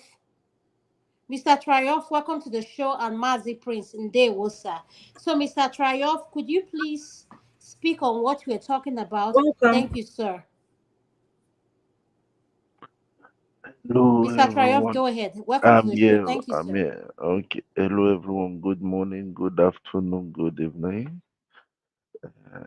I'm happy on this topic. We talk of my own opinion or not anybody's opinion. Is my own. Anybody, my daughter, she's going to date, will marry me with her.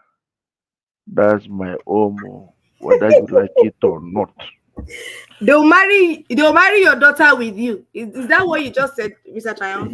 Yes, so I know how much I dey spend on top her now. So that is it too. And again, The bride my price will be a lot then. mm, I would like to put the guy in a very good mood too. Now, if I see that, but the guy have to get money. Oh. Sorry to say, he must get money. If not, bye bye. You must get money, as in no He must negotiation for that. no negotiation for that. Go school, but make you get money, get brain. Understand? That's it. And first of all, first of all, you must have the fear of God. I'm a Christian. No. If you don't get fear of God, love the faith. But that fear of God must be there. And I'm gonna make him marry white man, not person somebody from Africa. I have my own beliefs. I have my own because she told me that we African men are so dictating, authoritative. That white men are soft, and the white man can go to market for her. Then I laugh. I say, if that's what you want, I will help you to get it. So that's just it. But for my other child, my son, is going to inherit wealth. So that's no problem. But my daughter matters a lot. Uh, you understand? That's just it.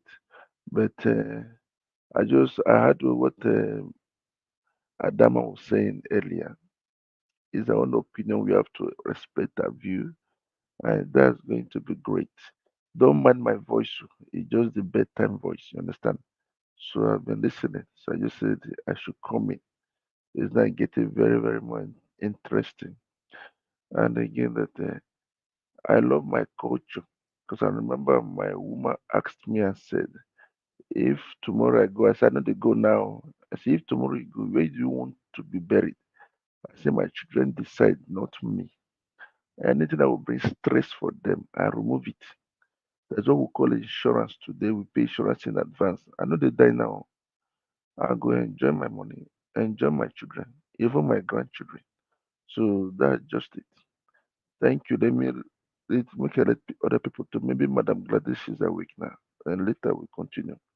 Thank you. Thank you, Mr. Triumph. I want to go to man of Mazi Prince, California. Welcome, sir. Could you please unmute your nest? Thank you, sir. Welcome, Mazi Prince. My sisters, good evening from California, and probably some good morning, London. And probably, no, I don't think anybody's in afternoon now, but whatever it is what it is. Yeah, I heard what you guys said. It's quite interesting. Um, the name calling of a thing, I really didn't know the meaning until, you know, um, after some years that I got here, that I got to know the meaning. However, I don't use it, and I always look at them also as myself. As a matter of fact, I did mess with them. They are sweet, oh, I won't tell lies. Mazi They Prince, are, before Mazi Prince, can I ask you a question before you go further? You know yes, why I like whenever you come in, you're so realistic. You're one of yeah. the real you're one of the realistic panelists on this forum. You and Uncle Jonaba are man A of man of prestige.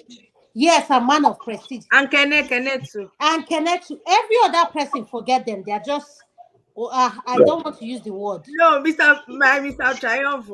No, but man of prestige, I'm just telling you on a personal note. She did not call my name. Why do you always call him man of prestige? This Mazi Hey, Prince. Mazi Prince, I'm sorry. Mazi Prince, the Well, point I'm trying to make is this. You said yeah, something that kind of relates to.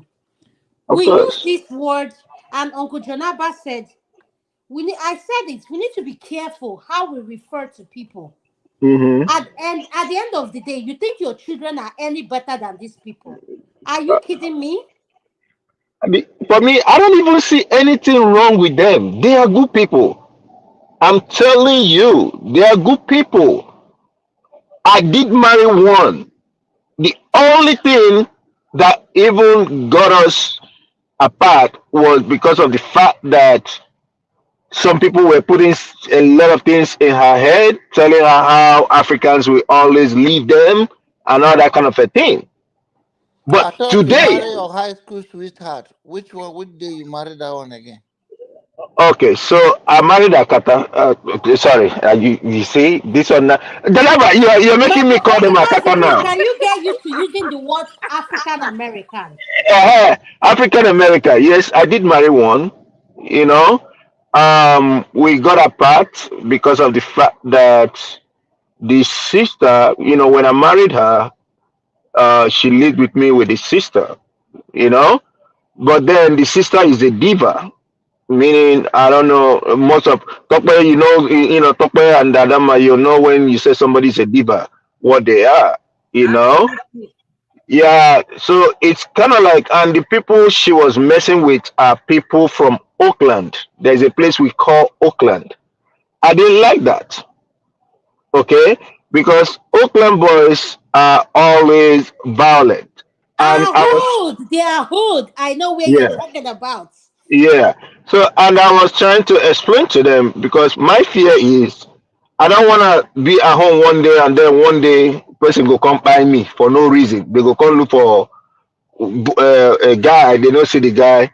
Now me they go get or something of that nature. That's how their lifestyle is. So I didn't really like that, and I prompted us, some, times, but diva is always a diva. And at some point, I had enough. I had to really, really protest. She put it on her sister that I was chasing her away and that kind of a thing, da da da da da da. Before you know it, she decided to go with the sister. Um, I thought it was a joke, you know. Um, it was kind of like somebody that I married wanting me to come for booty call. I don't do booty call. No, I married you. You are my wife. I'm not coming for no booty call. You know, and you know, before you know it, um, I had pressure from everywhere. So at some point, I told her, to be realistic. In as much as I loved her, then I believe I fell out of love. And moreover, you know, her specialty then was rice and egg and oyster sauce. That's what she really knows how to make then and all that stuff. Is So that what she used to catch you, Maz? that was what she used to. Oyster sauce. Yeah.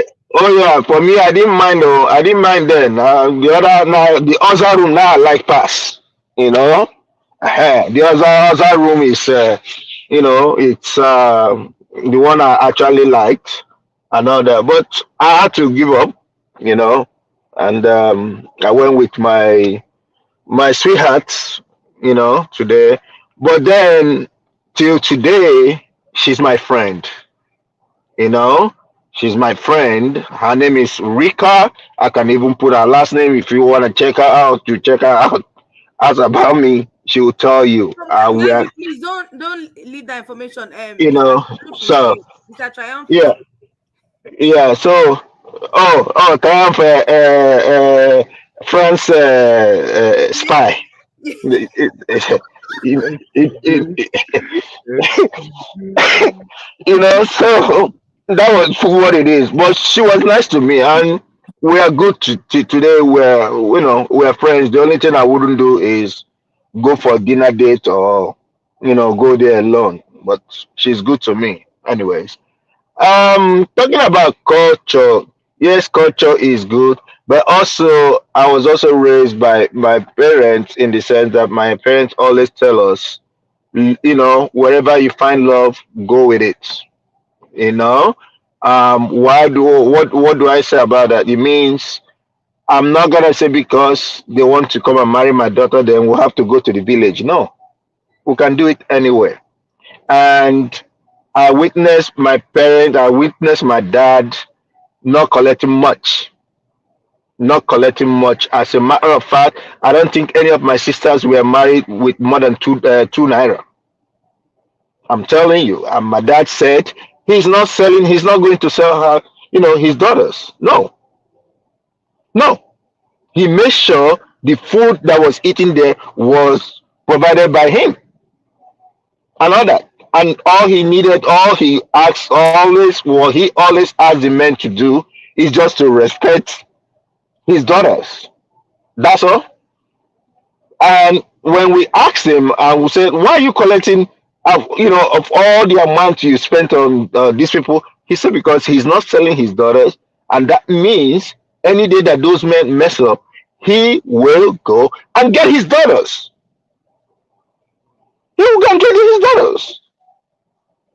If they want their two naira back, they should come and get their two naira back. It's a sign of respect, you know." And also, I know you guys are talking about, married someone and then the person dies and all that stuff. If I could double into that, where I'm from originally, they believe that when a woman that is married to somebody, when the person dies, the woman dies, she's supposed to be brought back to the family. Yes, we take our daughters back. We don't, you bring it back or whatever it is. So in other words, I will always advise young men, please, a woman who is good enough to have a child for you is good enough for you to go and complete whatever it is. Don't wait until the person dies.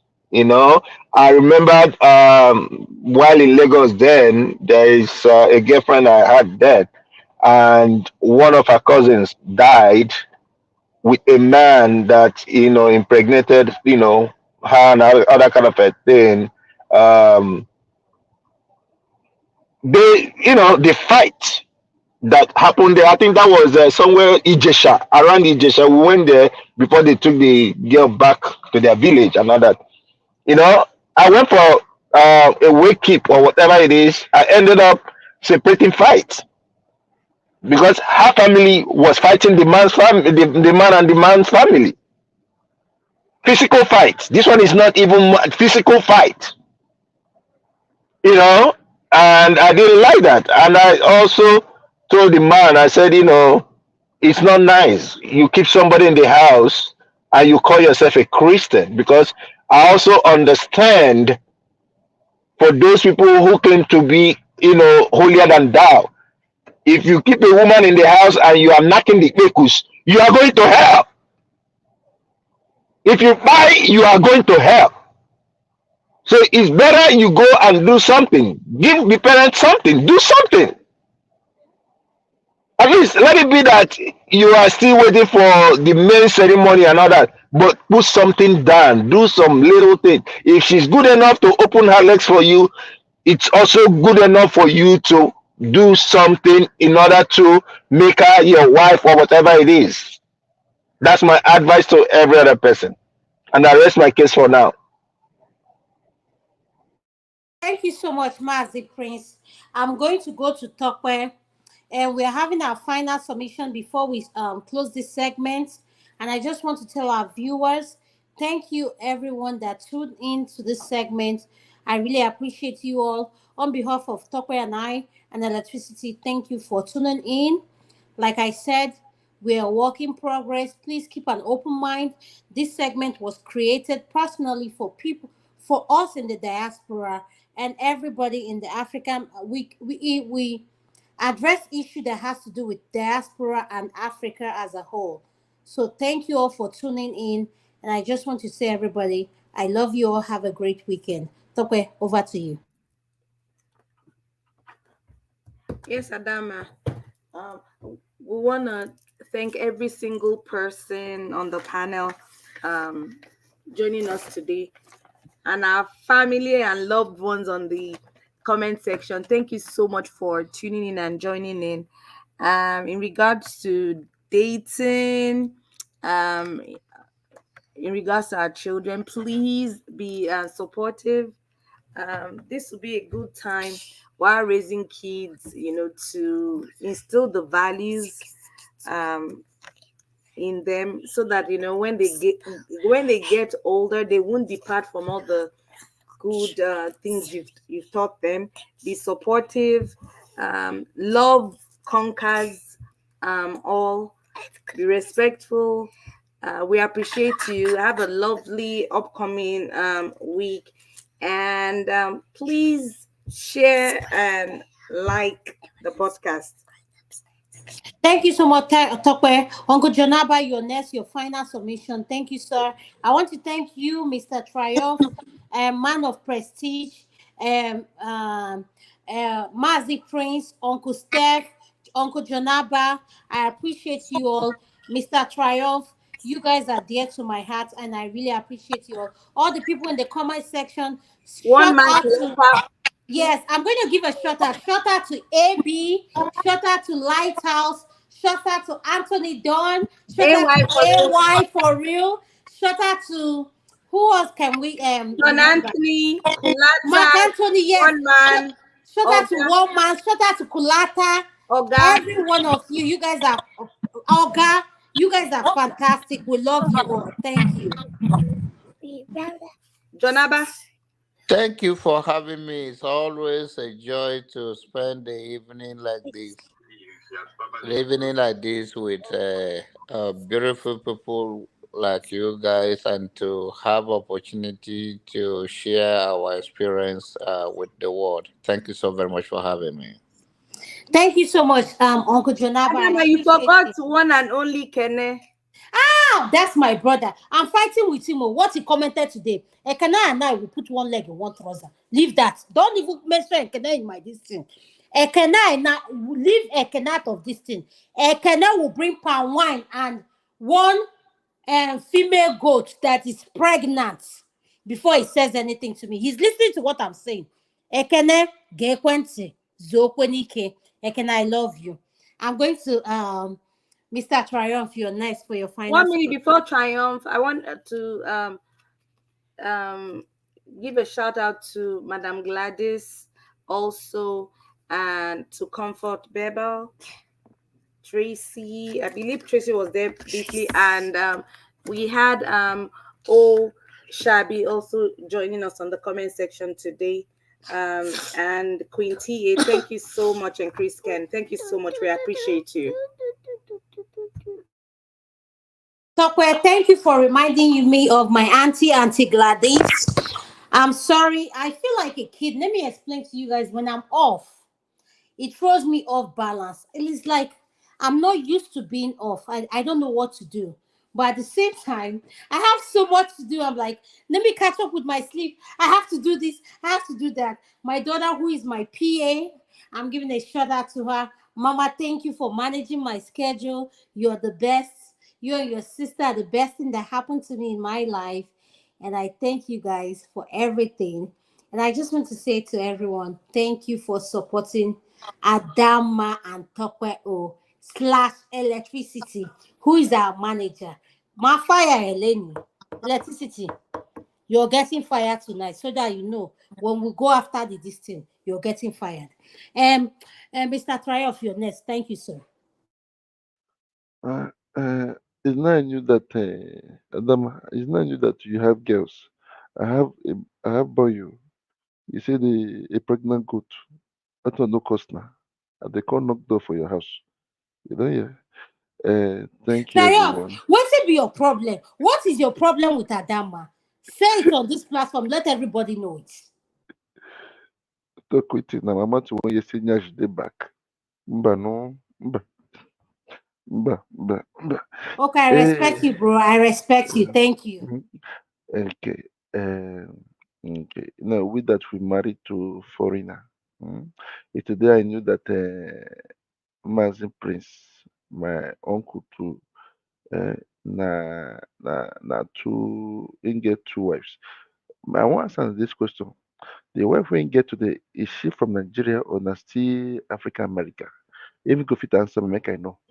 No. The one is the one I have now is from Nigeria.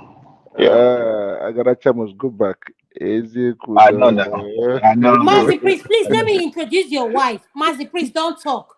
We gave a shout out. Mazi Priest is married to one of the queen in Nigeria. When you say Omanicha, all gara school, all the gara school, what can say that? So and they put a wine, na wine. Oh, Adama puta. interpret to translate all this. Please. Mazi Priest know who we married from. So I'm not going to interpret. So when you see women like us, our way. Koto tori suwa, tó wá ní pé hello lady, how are you doing? Kó calculate, kó evaluate ẹ. Olówó ń sọ̀rọ̀ ta ní pé o ní idea. O ní idea o, tó bá fẹ́ bá mi sọ̀rọ̀, tó bá fẹ́ bá mi rìn, kó evaluate ara ẹ. Ṣé bí Adama ṣe wà báyìí? Neurosurgeon ni mo fẹ́. Kó tó bá fẹ́ wá tá sí mi, This is na evaluate street ara Yoruba ẹ. in the stock. Thank you. This is na street Yoruba in the speak. Dokpe, Otigbo, I can speak Yoruba more than Adama. So today I confirm it. So you too can confirm it also. Uh, so we bros agreed to everybody in the house agreed to yours. Pastor agreed you to, and I agreed to everyone in there. So nothing to say too much. The show was lovely. It's still lovely, and I'm happy to see you guys. And I never knew that you guys started earlier, but we still came back on board. So I'm happy for that. And thank you very much, Tope. But my worry, I'm also on backstage. That's where I can express more. Nope, Okay. no wall. Thank you. Okay, Mazi, please. I go ask you jam questions. So come backstage. Thank you. Electricity. Thank you very much. I would like to thank everyone who have participated in this podcast, and the moderators, Tope and Adama. I would like to give a shout out to one man went to Modo's super chat. Thank you very much. And to Kulata, I look forward to the day you will come on the platform to join the ladies, and also to one of our moderators, Tokwe. Also, thank you very much. Also, Don Antonio, thanks for your support, chat. This is much appreciated, and also for AY Real, thank you also for the super chat. To those of you in the comment section, I would like to thank you for your decorum. It's much appreciated. It's been an interesting topic. So that is all I have to say. So I yield the floor Electricity, back to before you. you switch off, please, I need to hear from my Auntie Gladys. Auntie Gladys, are you still there before I take you off? Could you please give us your last submission? Auntie Gladys, could you hear us? Yes, yes. Thank you, ma. Thank you, ma. Thank you, ma. You're next. You want me to wrap up, or what do you want me to say? Your last submission before we close the segment, ma. Thank you, ma. Okay, about the issue of discussion today. Whatever is in your mind, just say it. This is Okay. open. Yes, I ma. think we need to review our traditional ways of having marriages done, because a lot of people are complaining, particularly those who are not from our side. I just pray that the elders will look into it and know what to do exactly. Like I heard when you discussed about maybe a man with a woman and the woman passed away without marriage, and then the man is made to marry the woman. Yes, I've heard of such culture in so many places, but where I'm from, we don't do such things. So I just pray that some of these hard lined uh, cultural practices, if they could be looked into, and then we know how to manage them, because the world is evolving. A lot of new things are coming up. So we need not stick to it and claim that because it is our tradition, and as such, we must keep to them. We must also try to moderate things so that we can live peacefully in this world. Thank you so much. Thank you so much, Auntie Gladys. I just want to say thank you to everyone. Electricity and Tokwa, if you have any final words. To everyone tuning in, next week we'll be back at the same time. We'll try to see what the time. We try to go with whatever the political, whoever is hosting, have your say 24 hours, how long, however long they can go. That's why, sorry to our viewers and our listeners. Yes, we started early, and our time didn't reflect on when we were coming on. And I just want to apologize to this. When it comes to this social media thing called YouTube, things changes frequently. All we are asking for from you guys who are our viewers and our listeners, please keep an open mind. Tomorrow we have a segment. This is all about politics.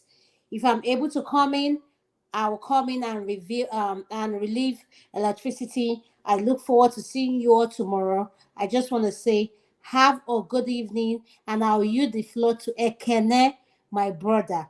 I hope Ekene ijikwa ewu go bia ihe anyị chọrọ ikwu akwa wee nọ. See, I don't know where they give a female goat in Igbo land. I think it's the okoba, for example.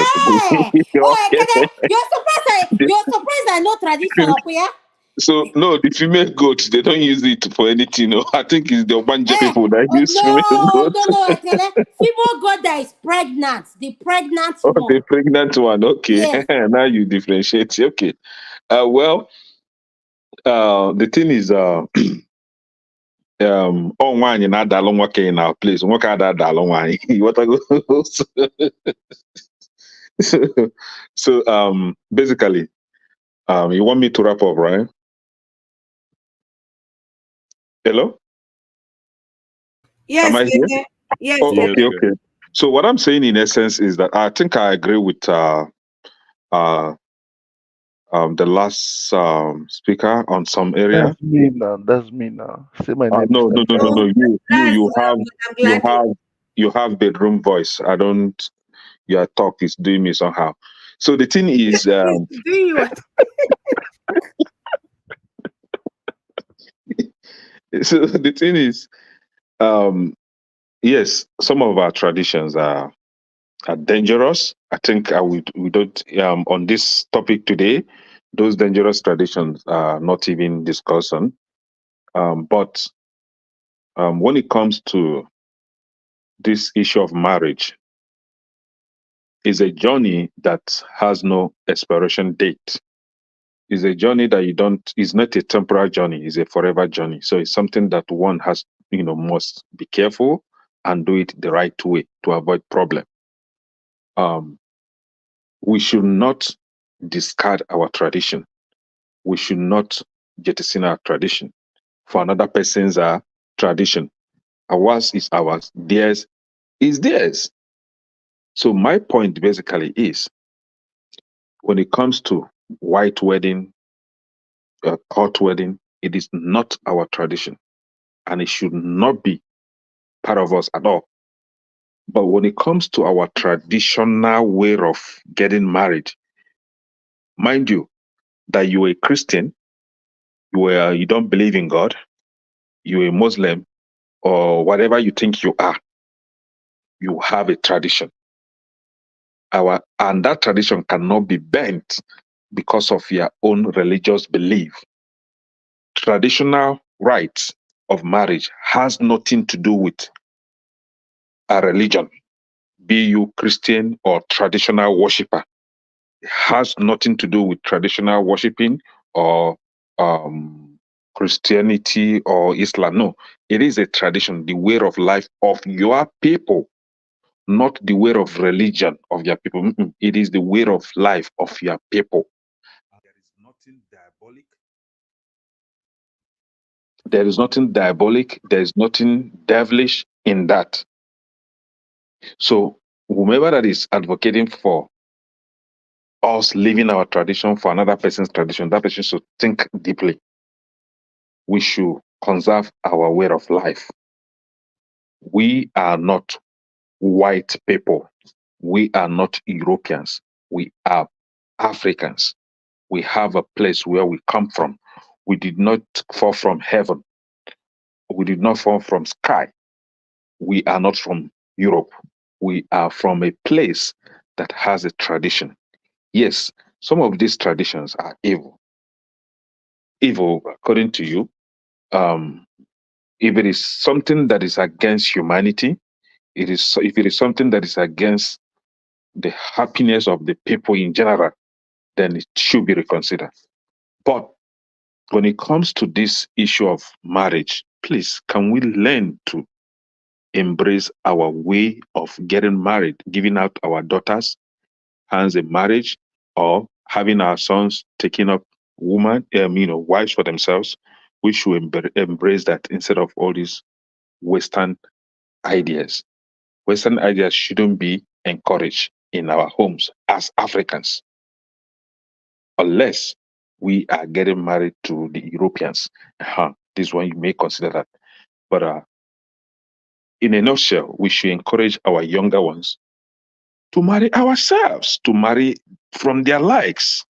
We have beautiful African ladies from Kenya to Uganda to Malawi to Rwanda to Nigeria to Cameroon.